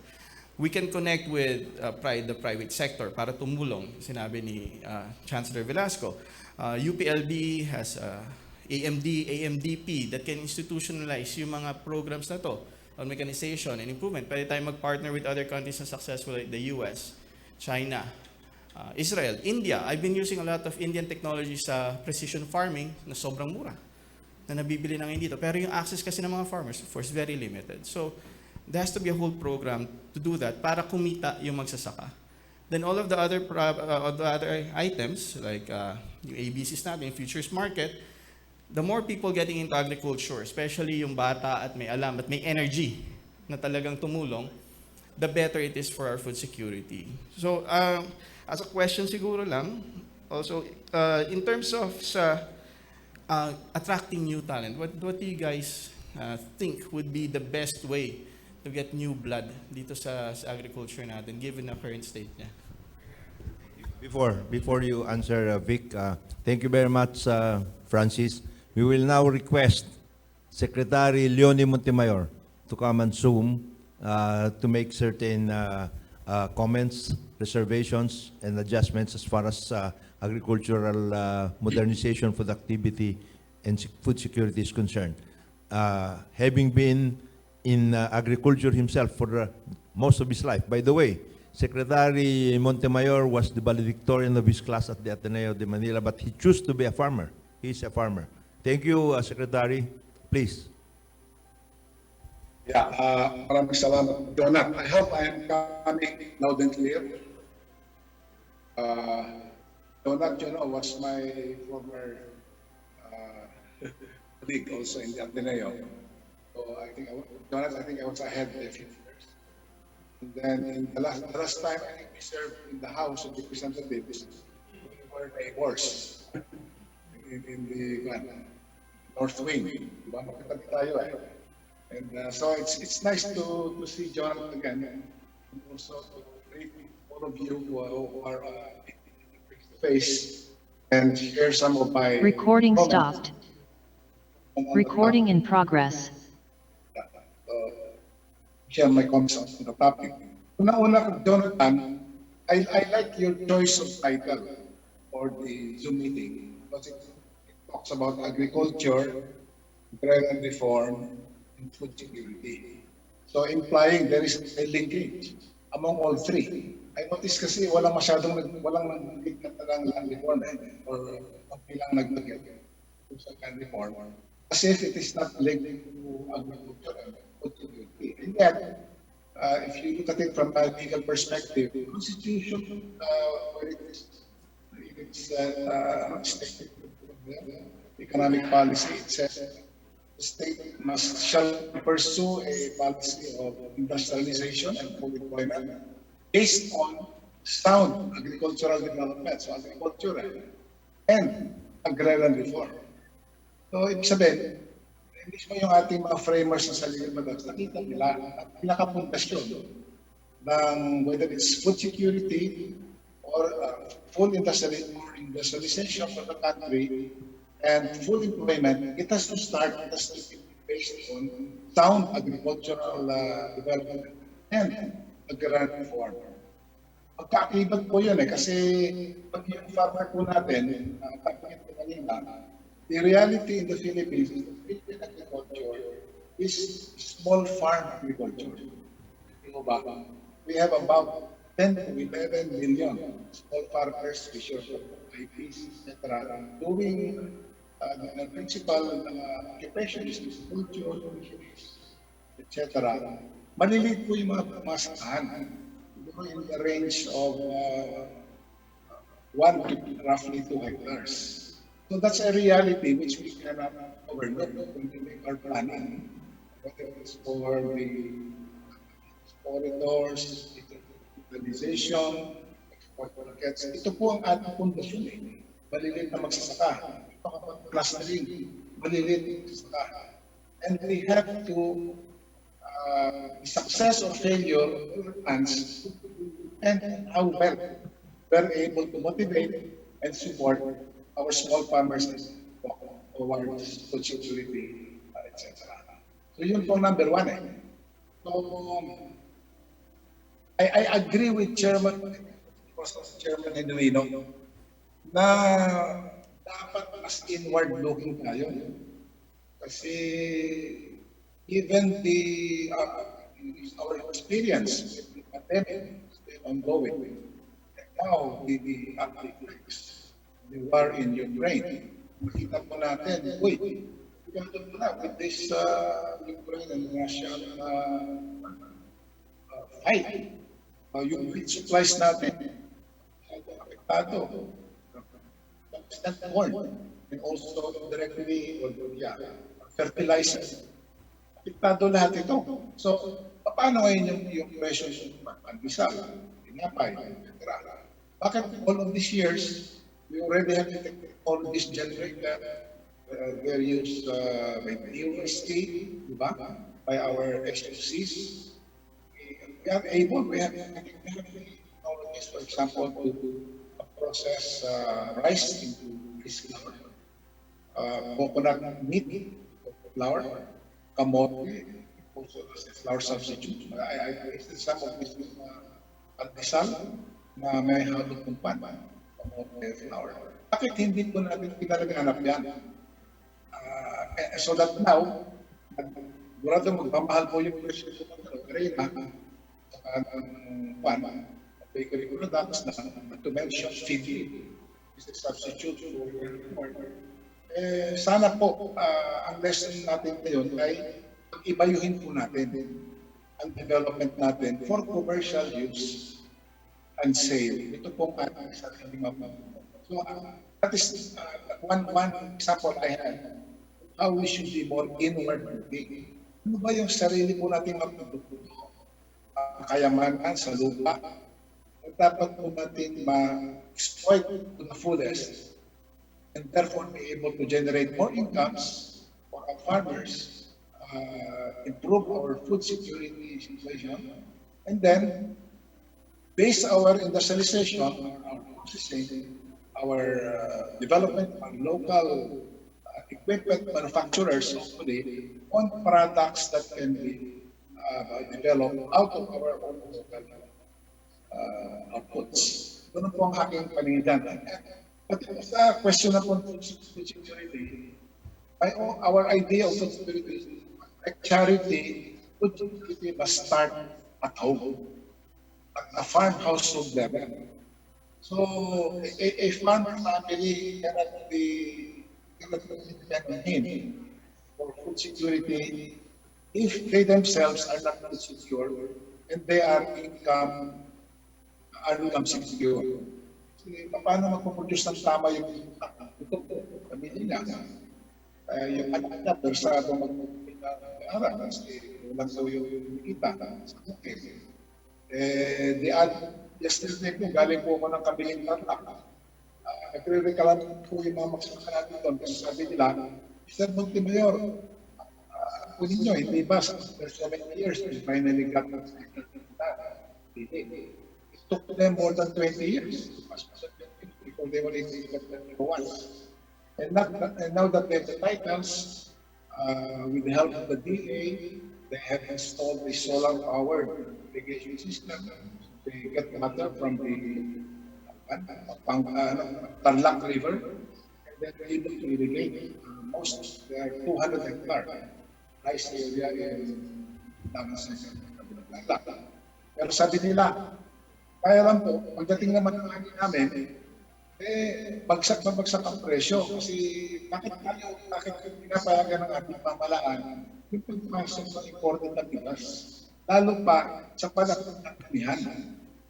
Diba? Because of the rice nullification law, any importer of rice can get import rice at any time of the year. So that's crazy.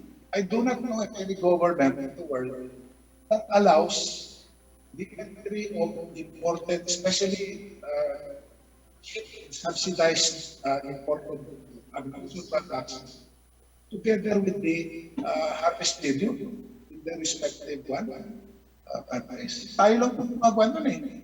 So, how can you expect a farmer to continue, be productive when it comes to next production when there is always a Damocles sword over his head?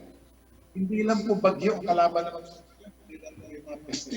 Mismo yung batas galing po sa ating president. Pumapatay po sa kanila sa panahon po na they're most in need of a good income from the harvest, which is very so much of the labor. Then sabi nila, dala po kayo yung puno.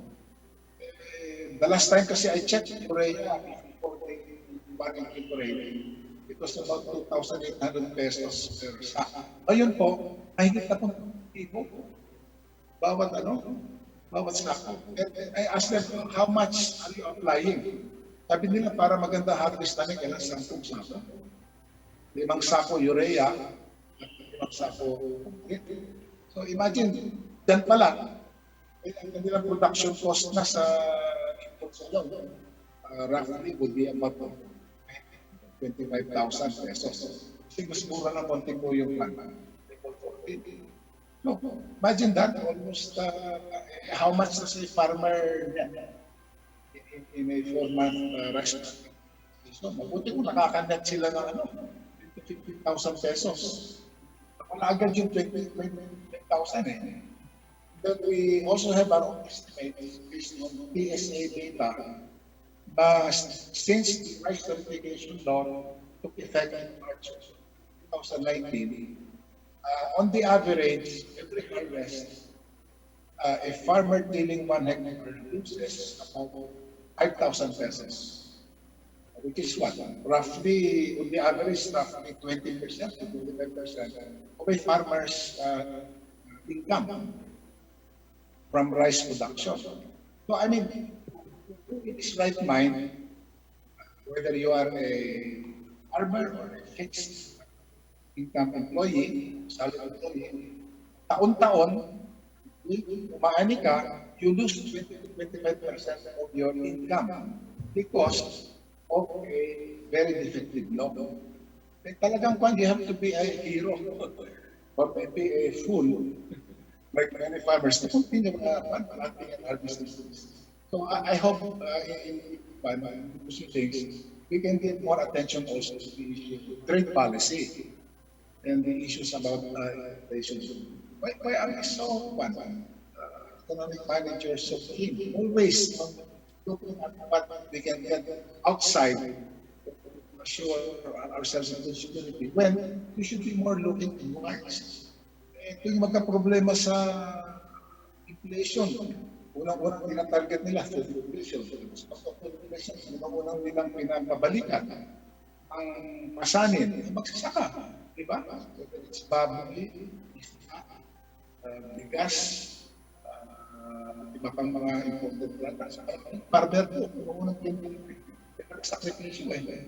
Talking about security. Eh, paano kung may logistical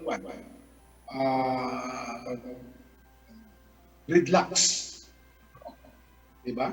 Shipping rates are so expensive. So I hope that more attention can be given to the role of trade policy. And I do agree that the markets have to be improved much so that farmers, rather than just plant, whatever they have been traditionally planting, it should be for a market where they can be assured of a price for their so as I said, I think we should be really more inward looking, and in the end also everything will really depend, as I said, on money.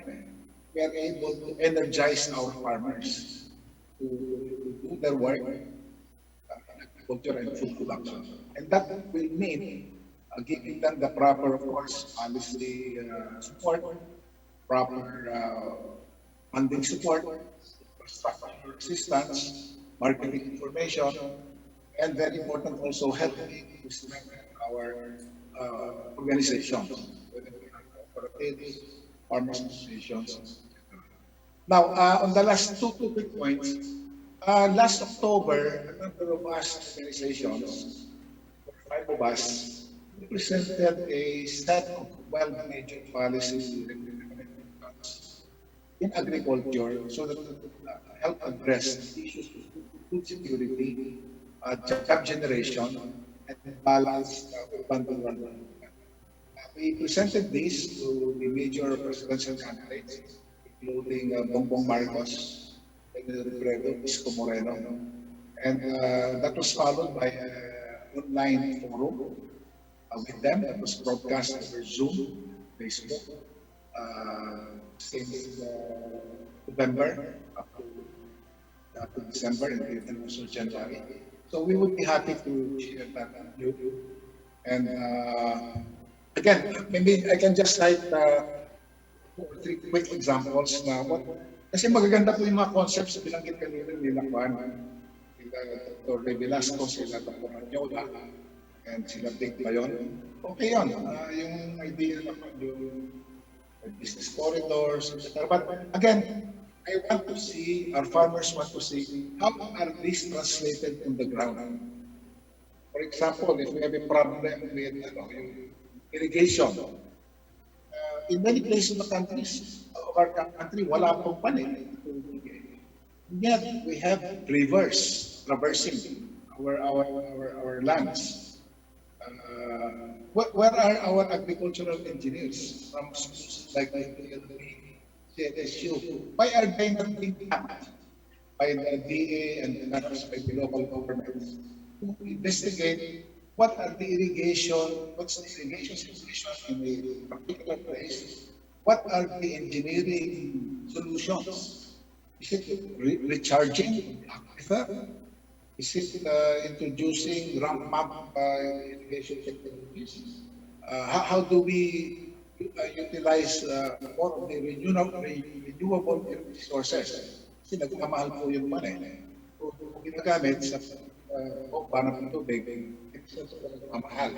So that's what we're looking for.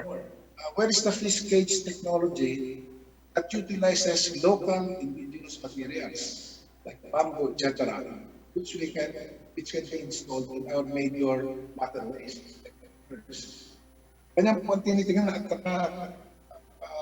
and then how do we tailor our production to meet not only the food requirements in the locality, perhaps in the area, not only for food requirements, but also for example, bamboo. There are a lot of applications of bamboo for furniture making, housing, even construction. Pero dapat po meron nagpapaano at naghanap din po ng financing, organize po yung mga tao para maganda po yan. So those are the types of interventions that farmers are looking for. And then once we are able to energize the local community for money in circulation, then we can expand beyond the barrio, behind the town, to the national level. So yun lang po muna, Jonathan. I have some other examples, but I think there should be more time for other discussions. Maraming salamat po. Thank you. Thank you, Secretary Leonie, Secretary Montemayor. Just to wrap up, I just want to wrap up because we are now off the air. So we'll just continue with this. I understand that Chairman Genuino has prepared a very sumptuous lunch for everybody, so we can proceed with this particular discussion. There are a lot of questions that have to be asked, and we will now request our friends from media to ask the first questions. Lead of the ALC Media Group and Philippine Graphic. Maraming salamat, Kong Jonah. Secretary Montemayor put a spotlight on what the farmers are actually experiencing right now. And here I would want to commend Chairman Genuino for having been there. But you know, there is a disconnect everywhere. We have grandiose plans like the futures market. It's a very difficult process as well. I am familiar with that because I am a stock market investor, so I know and there are so many plans about the ABC's corridor, but I think what Chairman Genuino has put forth are actually what the country needed, what the Department of Agriculture is needed. Kasi nakakausap ko mga farmers, imagine yung bigas, 12 pesos yung palay. Oh. Sa Pangasinan, merong bagong daanan, lagayan ng palay. Oh, di ba? And then, sabi nga ni Chairman Genuino, what we really need now is an industrialization of farming. And ang ganda ng mga sinabi po niya, the problems of productivity, the limited capital. The limited capital, like in the case of the banking system, they are supposedly mandated to set aside 25% of the agri-agra. And yet, what do the banking system do? They just pay the fine. So what happens? So there is really a disconnect here, and I think Chairman Genuino has put forth a number of proposals of Big Kiss Pinoy that would actually possibly, solve the situation that the farmers are in. Like katulad yan, yung the share of agriculture in the gross domestic product is declining. That's bad. And then sabi niyo po kanina, a 38-year-old now looks 57. So how do you now solve this problem on agriculture and especially on the sufficiency? Kaya yun nga, I think there is a disconnect. We tend to come up with the grandiose plans, and yet the farmers themselves think that these are inutile policies. Why? We import food that really hits the very backbone of their produce. Katulad yan, palay.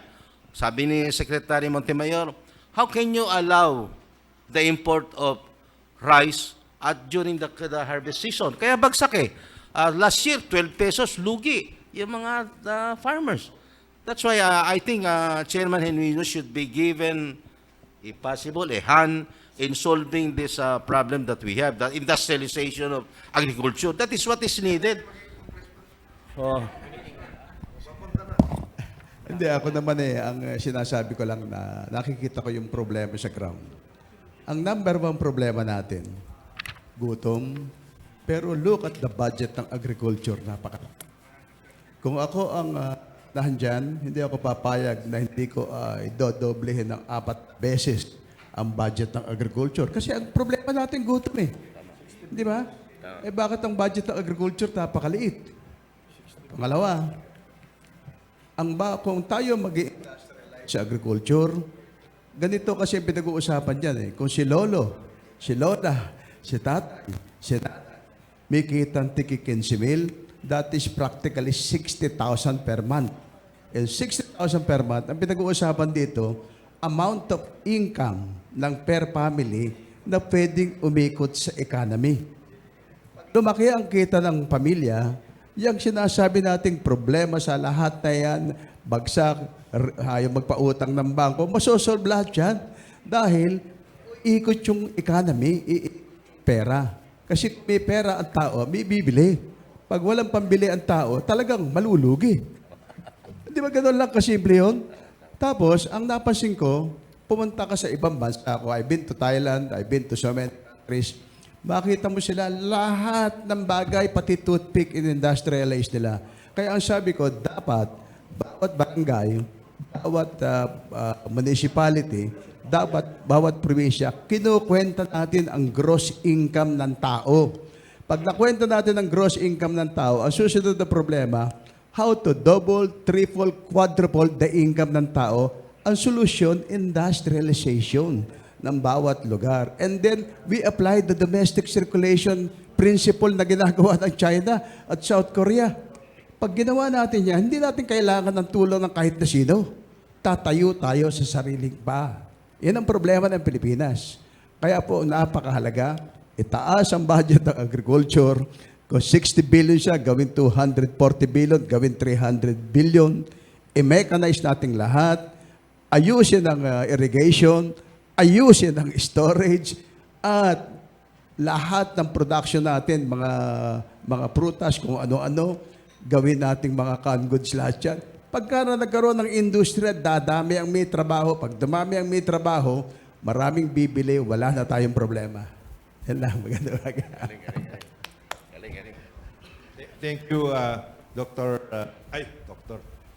Chairman. Bago mag-comment si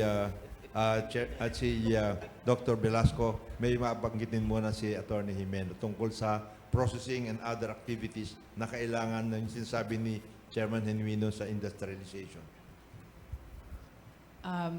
I guess to add lang to the points of Chairman Genuino, which are all very good points on how to really enforce yung ideal vision natin for food security. One of the basic na nakikita namin kailangan ng industry would be data transparency, and this goes to what Dr. Francis also said earlier, na bakit tayo nagkakaroon ng excess ng onions when it takes 30 to 90 days gestation period bago mo ma-harvest. And this goes to what's happening now in the poultry industry as well. Pag makikita nyo sa poultry natin, marami ding oversupply ng local production. And nag-i-import tayo. So pag nakita nyo naman yung trend, pataas ng pataas yung imports, when in fact, yung oversupply ng local production natin, lumalaki din. So siguro one of the things that we can implement is data transparency to allow the local producers to plan more rationally, but then to match that with yung policies natin on importation. Thank you, Attorney Karen. Dr. Velasco would like to react. Okay. You know, Philippine agriculture, by physical area, we are only talking about 3 crops: rice, corn, and coconut. And we have somewhere about 12 million hectares. And 1/3. Pagkati-hatiin mo yun, yun na yun. Yung natitirang 1 million for other crops. Okay. So basically, yan ang Philippine agriculture. Rice, corn, coconut. Panay low-value crops. Okay. For many reasons. Tataka lang ako. Ang lupa ng isang rice farmer, may 1 hektarya. Pumunta ka doon, panay-palay. May tubig siya. May kaalaman siya.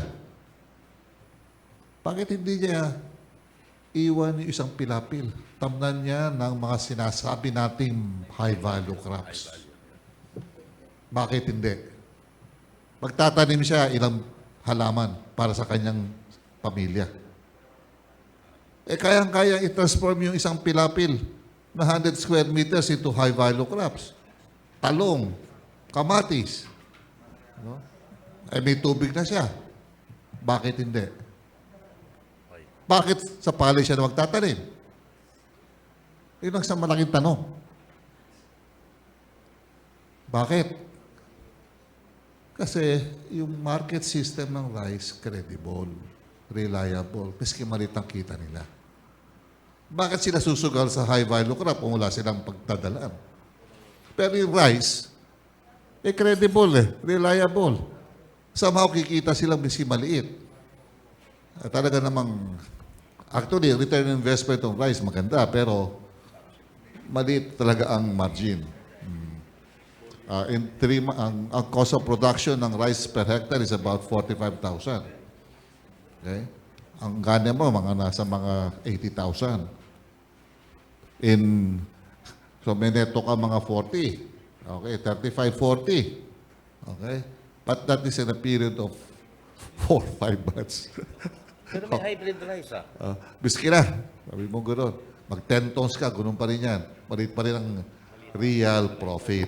Okay. That can easily be covered by high-value crop.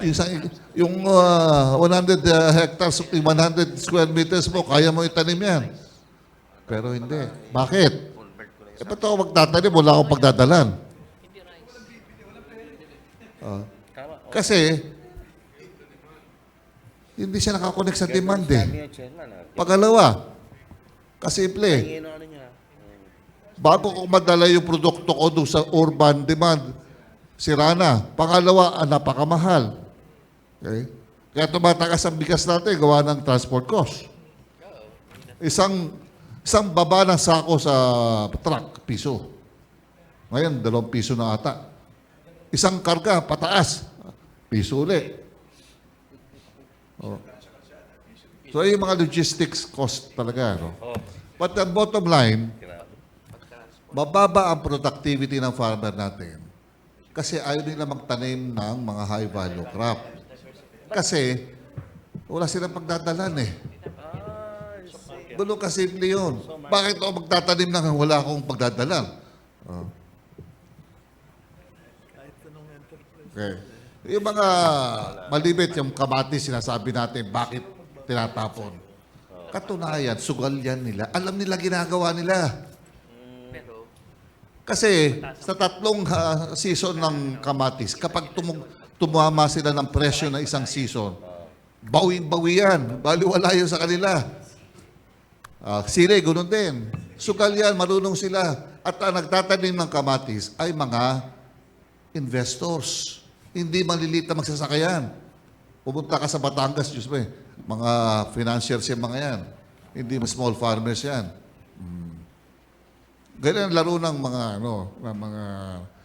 kaya tama si Chairman Nimi, pera. Kailangan palakasin natin ang kita ng mga magsasaka. At hindi sila kikita ng malaki sa palay, sa corn, sa coconut.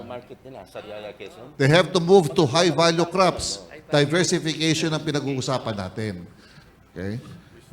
The moment they diversify, you have to have market for that. And all this support, mechanization, clustering, irrigation will follow. That can be easily done. Okay? Kaya kailangan kita eh. Tama si Chairman, kita, profit. But how do we do it? You cannot do it with rice, corn, and coconut alone. They have to move to high-value crops. And to move for them to move to that, to support them, kailangan may merkado ka, may integrators ka. Ay yung agri-park is supposed to be that stimulus to do it. Okay? For them to organize the market. Look, kailangan ko ganitong onion, ganitong panahon. Okay, pwede ba isang pilapil lang palay nyo, devote nyo siya? Oh, countdown. Oh, okay, kaya na natin to. Oh. Gulo ng operation sa baba. Okay? But ang bottom line, kita na magsasaka. Okay. At hindi sila kikita sa rice, corn, and coconut. That's the bottom line. We have to move them to high-value crops. Kung sakali i-process natin yung rice, corn, coconut into high value, hindi sila kikita. Ang kikita, yung nasa gitna. Yun lang naman ang akin. Salamat, Dr. Velasco. We are only talking here now about crops. Ha? Wala pa tayo tungkol sa fisheries, wala pa tungkol dun sa poultry, marami pang mga problema yan.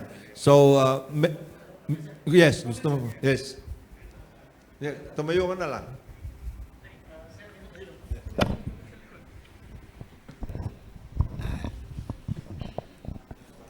Again, thank you very much for this kind of opportunity. I'm Ruem Zamudio, formerly a military officer, a medical administrative corps officer. I also engaged after I retired from the military service. I engaged in agriculture. I have a experience at 50 SAU level. And I'm also an entrepreneur. The problem, I think, is in the grassroots, coming from the smallest unit of the government, which is in barangay. I had experience that in a barangay, there is no internalization or a program, either urban or rural, for the farming, specifically for agriculture. The crops, the segmentation, the kind of soil we have, starting from the bottom line in the barangay. For example, this pandemic period, I stayed in the rural areas. I live here in the urban areas, but because of the pandemic and because of my current situation, I move up in the rural areas. I had experience for those farmers, like for example, the crops here in Rizal, especially in Hala-Hala. In Hala-Hala, Rizal, there is what you call the fertile land in the rural areas. Unfortunately, the local government is not really into a program in agriculture. There is no zoning program specifically in a barangay, because the barangay, it starts with the clearance coming from converting the land, the agricultural land, into a commercial and to eventually into industrialized. We need to have a zoning coming from the smallest unit of the government down up in the agriculture, because it starts in the family. For example, like the program in the Busog, the combination ng program ng rural at the same time urban. For example, I rather suggest, see to it that in urban, there is a, in the barangay level, there should have an implementing or O-plan or IM-plan specifically for agriculture. There is somehow a way that a household, there is an ordinance. Yung question mo. But the question is, there is no zoning in the barangay area. starting from the barangay area. It's either rural or urban. How? Yes, sir. Yes, sir. It's a policy. It starts, paano magkakaroon ng crops ang bawat family? Like, for example, na-award yun ng government, yung agriculture sa agrarian reform. Walang kinikita. Walang kinikita. Opo, pero kulang po ng yung implementation down the line. Salamat. Opo. Thank you, thank you. Dr. Vic Brosas, gusto mo mag-react? React lang po. Regarding sa industrialization, and data transparency. Right now po, we're working with DA to map out the entire country for soil mapping. Kung meron tayong tax mapping, ito soil mapping. From the soil mapping, you would know at a glance in an app kung yung tinatayuan mo, GPS, ilang nitrogen meron dyan. At anong peste nandiyan dyan. So, this app will connect the country for soil mapping so that you know what to plant. With the Busugnomics, for the first couple of months, you establish demand. From the establishment of demand through the geolocation ng mga cellphones, makikita mo kung saan yung area, malakas si kamatis, malakas si ganto, si ganyan. From there, you can plant zoning. Now, from the soil mapping, you can also administer how many urea you can put kasi hindi lahat ng soil kailangan ng urea kasi mataas na yung hydrogen. DA has that record. Hindi lang nila mailagay pa sa app. So hopefully, this new administration would cast a law putting soil mapping in the forefront of releasing budgets for farmers to start planting. Second, yung sa mga kabataan po, do you know that the main players of Farmville ng Facebook are children? Children are very good in playing yung game ng Facebook. So, from there, you can see that children has the inner will to plant. Hindi lang sila nakakakita. That's why other private companies has this planting tourism, yung mga bata, incorporated sa kanilang educational. So, if Congress can pass a law, having children, adding the curriculum in the DepEd to improve access of children to get to know agriculture in their backyard, in their house, so that they're exposed. Now, teenagers doesn't want to engage in agriculture because there's no money. The moment they just sit in their house, order, facilitate transactions related to agriculture, kahit PWD yan, hindi na kailangan lumabas. With his cell phone, magpapacilitate siya ng order sa Busugnomics for agriculture, products, and food, the PWD makes money.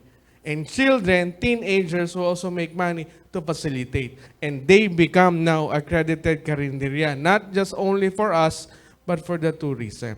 And I hope Congress would also pass a law that the distribution of budget should be in line with the demand created in their zoning. Because kung nandoon ka sa Baguio, ang bebentahan mo sa Laguna, ang layo. Pero if you have a geographic doon sa apps mo, makikita mo na maraming bumibili rito ng carrots. Ganun yung diet nila. Then you can now organize the planting. Then when you have the soil mapping, you can organize now what crop to plant so that sa seed pa lang, hindi na sayang yung production mo. Because nagtanim ka ng crop, hindi siya fitted sa soil, yung production output mo is not enough even breaking even dun sa cost mo. However, if your production is higher because you have a ideal zoning based on the zonal ng lupa, mailalagay mo ngayon yung tamang sustansya, may tanim mo because there's a demand from the interconnectivity ng purchase. So, the idea is rural-urban. Huwag iwanan yung rural because they'll plant vegetables for us. Huwag iwanan yung urban because sila yung nagtatanim ng income. Now, for the fisheries po, Congressman, way back 2014, we went to Lubo. We put in artificial coral reef of 1,200 per bricks. Tinay up namin sa before. A desert of of buhangin sa ilalim ng dagat in 6 months, yung mga maliliit na isda ang dami. And then in 1 year, balye-balye na ng isda ang nakukuha dun sa Lobo. Kaya si Mayor Manalo nagtayo ng fishport doon, connected dun sa Nabotas. What does it mean? If our country with the first 100 days of operation as the new government plant this artificial coral reef across the country simultaneously in 6 months to 1 year, lolobo yung isda natin. Not on the international waters, but in the main coastline of the entire country. It was done in Lobo, it can be done to other cities also. Then, once you have that, tourism comes in. Walang problema sa pagkain.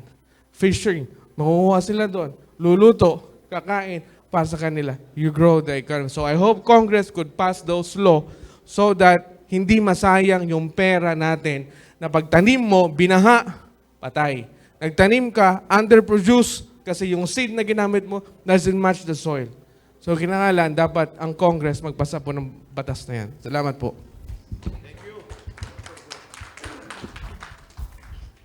Salamat po. Salamat, Dr. Brosas. Meron pa bang ibang mga katanungan, comments, etc. bago tayo mag-wrap up dito sa ating forum? Oh, Susan. Filipino Mirror. Oh.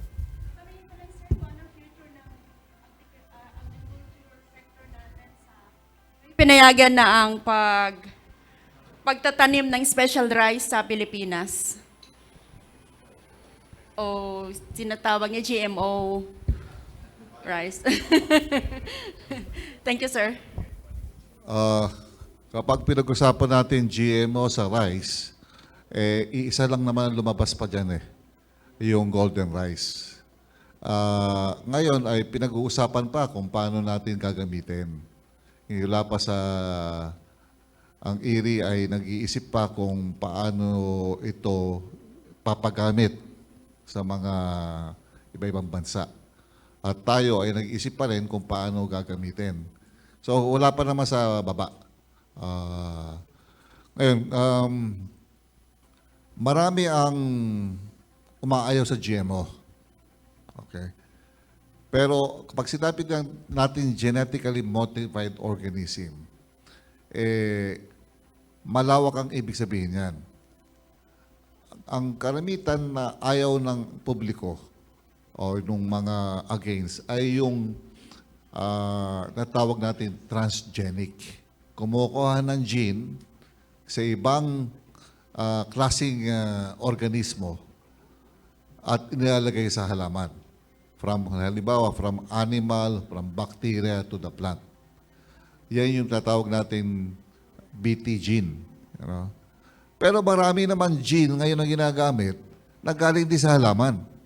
Pero doon sa mga pinsan na wild. Na yan din ang pinanggagalingan ng mga bagong genes doon sa conventional breeding. Okay? Halimbawa, tinatawag natin CRISPR. Okay? Isang technique ngayon yan. So, siguro dapat malaman ng publiko na maraming klase yung tinatawag natin genetically modified organism. Yung conventional bred varieties natin is genetically modified yan. Hindi natural yan. May intervention ng tao dyan. Iba lang ang technique na ginamit. At iba rin ang gene na ginamit, pinanggalingan. So,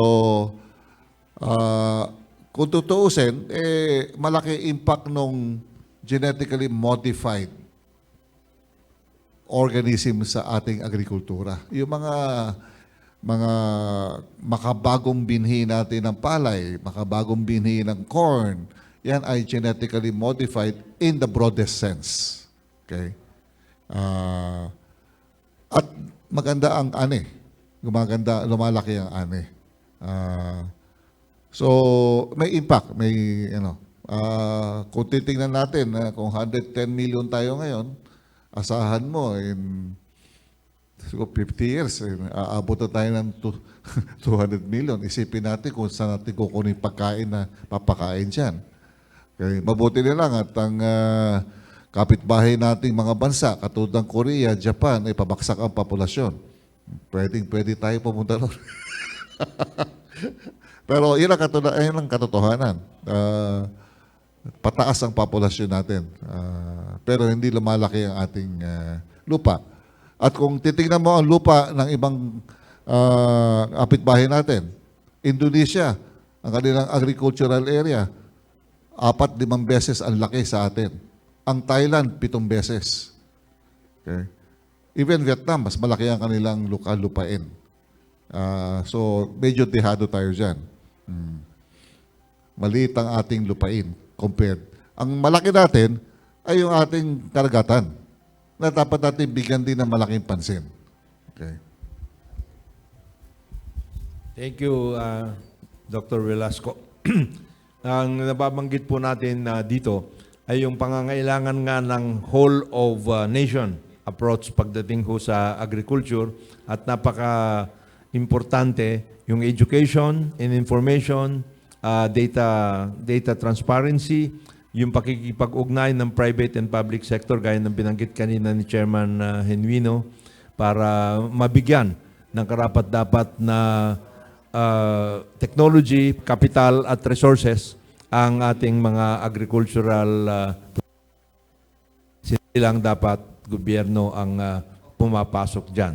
Napaka-importante rin na magamit natin ang mga bagong technology at ang binanggit kanina tungkol sa education and information, meron ng programang gobyerno pagdating dyan, nagkaroon nga ng batas tungkol sa farm schools. Ang problema, hindi masyado nagagamit itong mga batas na ito. Mabigyan siguro na incentives ang ating mga kababayan at ang mga entrepreneurs para dyan pumasok sila na mabuti. Yung high crops na binanggit kanina ni Dr. Velasco, napaka-importante rin yun. Pero in the whole, ang pinaka-importante dito ay mabago ang kababayan pagdating sa agrikultura at mabago na rin ang mga pulisya, gaya ng binanggit kanina, na mapanil, hindi nakakaugnay sa pagbabago sa agrikultura. So, meron pa bang mga ibang tanong? Kasi kung wala nang mga ibang tanong o comments, si Dr. Ranyola. Doc. May dadagdag ako, no? Kasi may mga bagong developments kayo. I think that we should be aware that will affect the agriculture. One is the Mandanas ruling. No? Very important, din natin na pag-usapan yon. Kasi ang ano ngayon, ang maraming functions ng Department of Agriculture pupunta na, i-devolve na. Anong implication yan? Implication yan, ang planning, etc., nasa local level na. Ang major concern na pinag-uusapan namin ngayon sa agriculture is how ready are the municipalities, the LGUs, to implement these programs. Kaya ngayon, pinag-uusapan namin ngayon, how can we help the agriculture sector?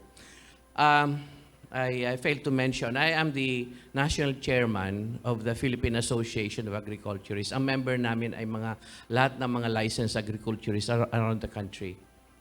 Nationwide ang aming ano. So, what we were pushing is to help these LGUs, no? Ma-prepare sila on how to do planning. Yan ang major concern ngayon ng Department of Agriculture. Kasi madi-devolve na. Ang pondo ibababa na sa kanila. Ang tanong, pag ibinigay ang pera sa kanila, are they ready to go into, to plan their, for their agriculture o hindi?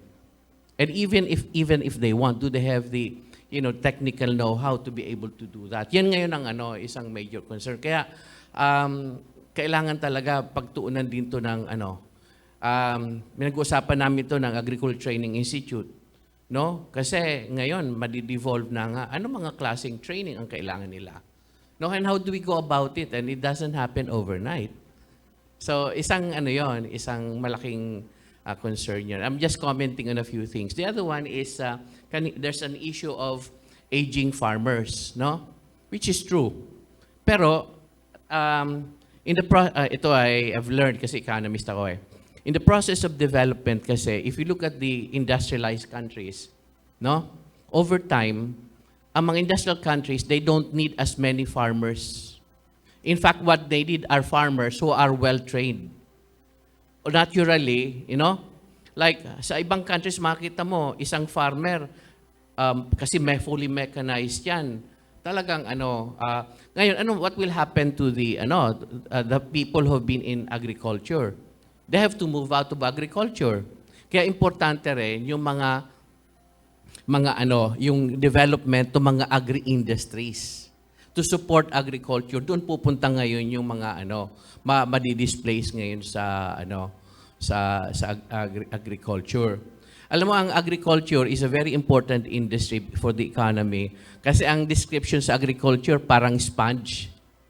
Pagkaroon ng problema na wala ng trabaho mga tao, takbo yan sa agriculture kasi it can absorb so many people, no?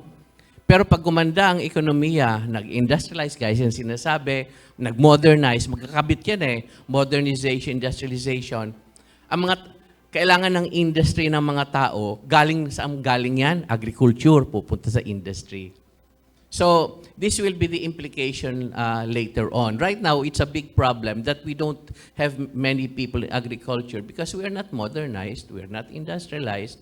Kaya talagang kailangan mong tao doon. Pero later on, if we can achieve that, modernization, industrialization, we don't need as many people in agriculture. We need more people sa mga industries that will be supporting agriculture. That's how, it will go. Doon naman sa aspect of ABC that Chancellor Velasco was mentioning, the basic purpose, objective niyan talaga is to be able to move the product from the point of production to the point of consumption. And this is where the public-private partnership comes in. In fact, I was saying, sabi ko dun sa agriculture, I was commenting kasi meron planning ngayon ongoing. Sabi ko, pag mayroong mga opportunities diyan along the value chain or the supply chain, papasukin mo muna yung private business, no, mga private sector to invest. Kasi kikita rin sila doon. Because government, the public does not have that much amount of money compared to the private sector. Doon lang sa mga areas lang na walang private na papasok because it's not very profitable, that's where the government money should go in. Doon papasok dapat yun. So, you're able to utilize as much resources, no? For the agriculture sector. Now, on the issue naman na mahirap ang mga farmers, which is very true. Kasi, tapos sinasabi na hindi pinapautang sila, like for example, ng mga banking institutions, kasi nga naman, and they would rather pay the fine, that's true, no?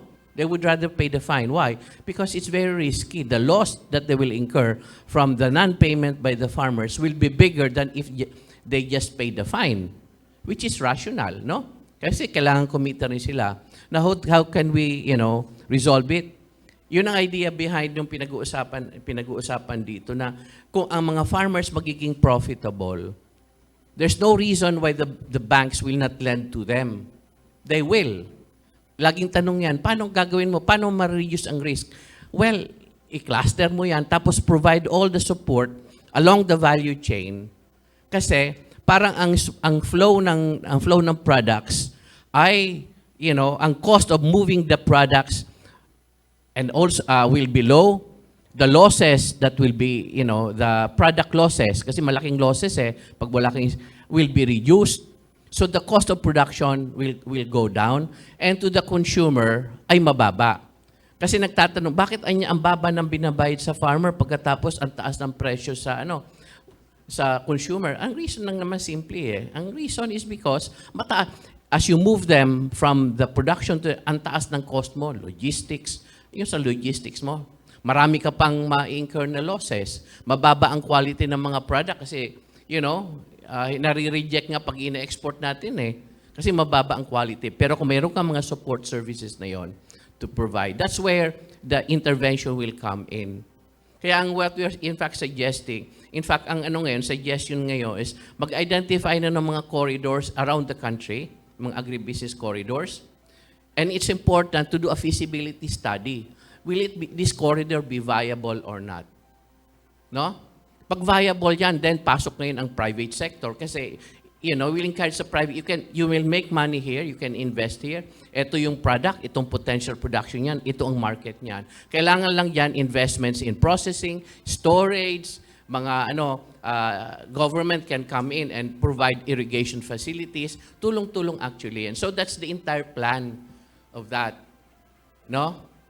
On the issue naman ng mga futures market, actually meron ng futures market tayo din. Kaso lang naka-confine lang sa soybean and sugar. We can expand it to the other products. Binanggit din kanina yung tungkol sa high-value crops. Kasi nagko-concentrate masyado tatlong crops na hindi naman profitable. No? Ang problema nga, binanggit nga kanina na ayaw ng farmers umalis doon kasi medyo alam nila yung market. Pero kung may market, yung high-value crops mo, malaking kikitain hindi mo kailangan masyadong malaking lupa na May last issue lang akong babanggitin. We have been discussing about this. Yung National Land Use Act, sana kung mai-push yun. Kasi nauubos ng ating prime lands. Nauubos ng ating prime lands, no? Usually nauuna diyan na yung mga prime lands kasi yan ay mayroong irrigation. Meron na yung meron na mga road network na yan. Kaya madali magtayo ng mga housing, kung mga developments, naubos. Sa sa papunta sa amin, sa Los Baños, yung mga doon, prime rice lands, wala na. Panay na yan mga gas stations, mga Ngayon, I think we should realize that hindi naman limitless yung ating mga agricultural lands. Kaya ngayon, sana for housing ang i-develop yung vertical housing. Pero baliktad ngayon na nangyari. Ang housing ay horizontal, ang farming ang vertical. So that's it. Alam niyo naman, di ba? Kaya may mga urban farming tayo, hydroponics, kasi nga wala na tayong lupa nauubos na. So I think these are things that we should be looking at also. Thank you. Maraming salamat, Dr. Ranyola. Yung kabuuan nga, yung pinag-uusapan po natin, kabuuan magmula nga sa policies, meaning government policies, kailangan tama-tama po, nandito si Chairman Genuino, who is now seeking election as a member of Congress. Marami pong napag-iwanan dyan na mga polisiya, mga laws na kailangan tignan ulit, i-revisit at lahat. Kasama na po dyan yung binabanggit tungkol sa national land use. Alam po ba nyo yan na every Congress, palaging yan ang issue, National Land Use Plan. Hindi. In the 14th and 16th Congress, where nandun ako, up to the last minute, nagkaroon lang ng, we were about to pass the land use plan already, kasi sa Senate na-pass po. Nagkaroon ng Senate, and we were adopting the Senate version already kasi tapos na sila. Doon sa Congress, last day of the session, we were about to pass it, Brinake, hindi ko nasasabihin kung sino speaker at the time. Brinake niya, tapos hindi na kami natuloy. So, ayaw nila. In other words, ang laki ng lobby pagdating dyan sa National Land Use Plan. Kailangan siguro, pagdating ni Chairman Genuino doon, matignan lang. Kasi hindi naman kailangan na total yun na ayusin sa land use. Pwede namang pira-piraso muna in the meantime na kailangan maayos yan. The other thing is, of course, yung mga rice tarification, yung tungkol sa agri-aglaro, yan mga dapat na mga tignan lahat yan. Yung tungkol sa importation, tungkol sa fees, tungkol sa shipping at lahat transportation, kailangan matignan ng mabuti lahat po yan. Pati yun sa education. Merong pinasa po ang Congress. Ang principal na author po niyan, si Senadora Cynthia Villar, yung farm schools. May kaibat po yun na educational and information campaign na work out. Yung binanggit ni Dr. Ranyola tungkol sa Garcia Mandanas ruling na magdadagdag ng 15 to 20% na IRA ng mga local government units, dapat talagang tingnan na mabuti yan. Kasi marami pong devolved services na ibinibigay sa local government, kung sila ba'y handa o hindi, another issue. Kung yan ba ay imo-monitor ng national government, another issue. Ano bang tulong ng national government ibibigay dyan, another issue po yun. Kaya Tapos yung nabanggit kanina, yung ni Dr. Velasco, tsaka ni Dr. Anyula, yung kay Chairman Genuino, tsaka si Dr. Brosas, tungkol nga doon sa pagkakaroon ng value added doon sa ating crops, sa ating mga agricultural products at lahat. At dyan papasok yung ABC. Napaka-importante po nun sapagkat hindi lahat ng mga gawain sa agrikultura ay pwedeng iatang natin sa private sector. As a matter of fact, titignan muna ng private sector ang gobyerno kung paano papasok yan at yan ang mag-i-initiate ng dapat na gawain ng pag-aayos. Noong pong panahon ni Presidente Marcos, nagkaroon ng programa para sa coconut industry kay Ambassador Danding Cuangco. At ang problema lang, hindi na tuloy-tuloy yun yung continuity na sira. Samantalang, napakaganda po sana noon kasi yung binabanggit kanina ni Chancellor Velasco tungkol dun sa low value, yung walang masyado na ano sa coconut, sana na naayos yun kung natuloy-tuloy yung programa para sa coconut industry rehabilitation and modernization program. Marami pong mga traditional crops tayo na kailangan ayusin ganyan. Tapos yung mga high value crop, ano yan? Kumpleto ang ano dyan, kumpleto ang batas tungkol dyan. Kung na-implement ba yan, another issue tungkol po dyan.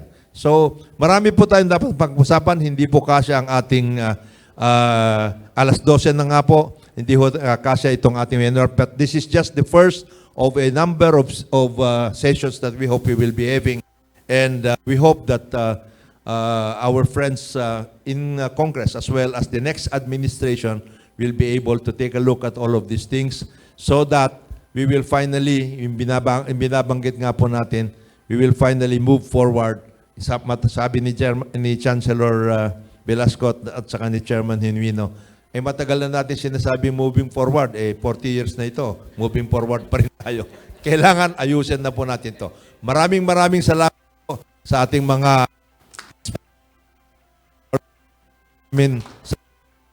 sa mga part group, Big Kiss Pinoy, movement, at Alliance of People's Organization, organizations, at saka yung busog, bansang mamayan, busog, movement. Maraming salamat po. Ito po Jonathan de la Cruz. Hanggang sa huli, sa August 8 naman, and the economy. Salamat po.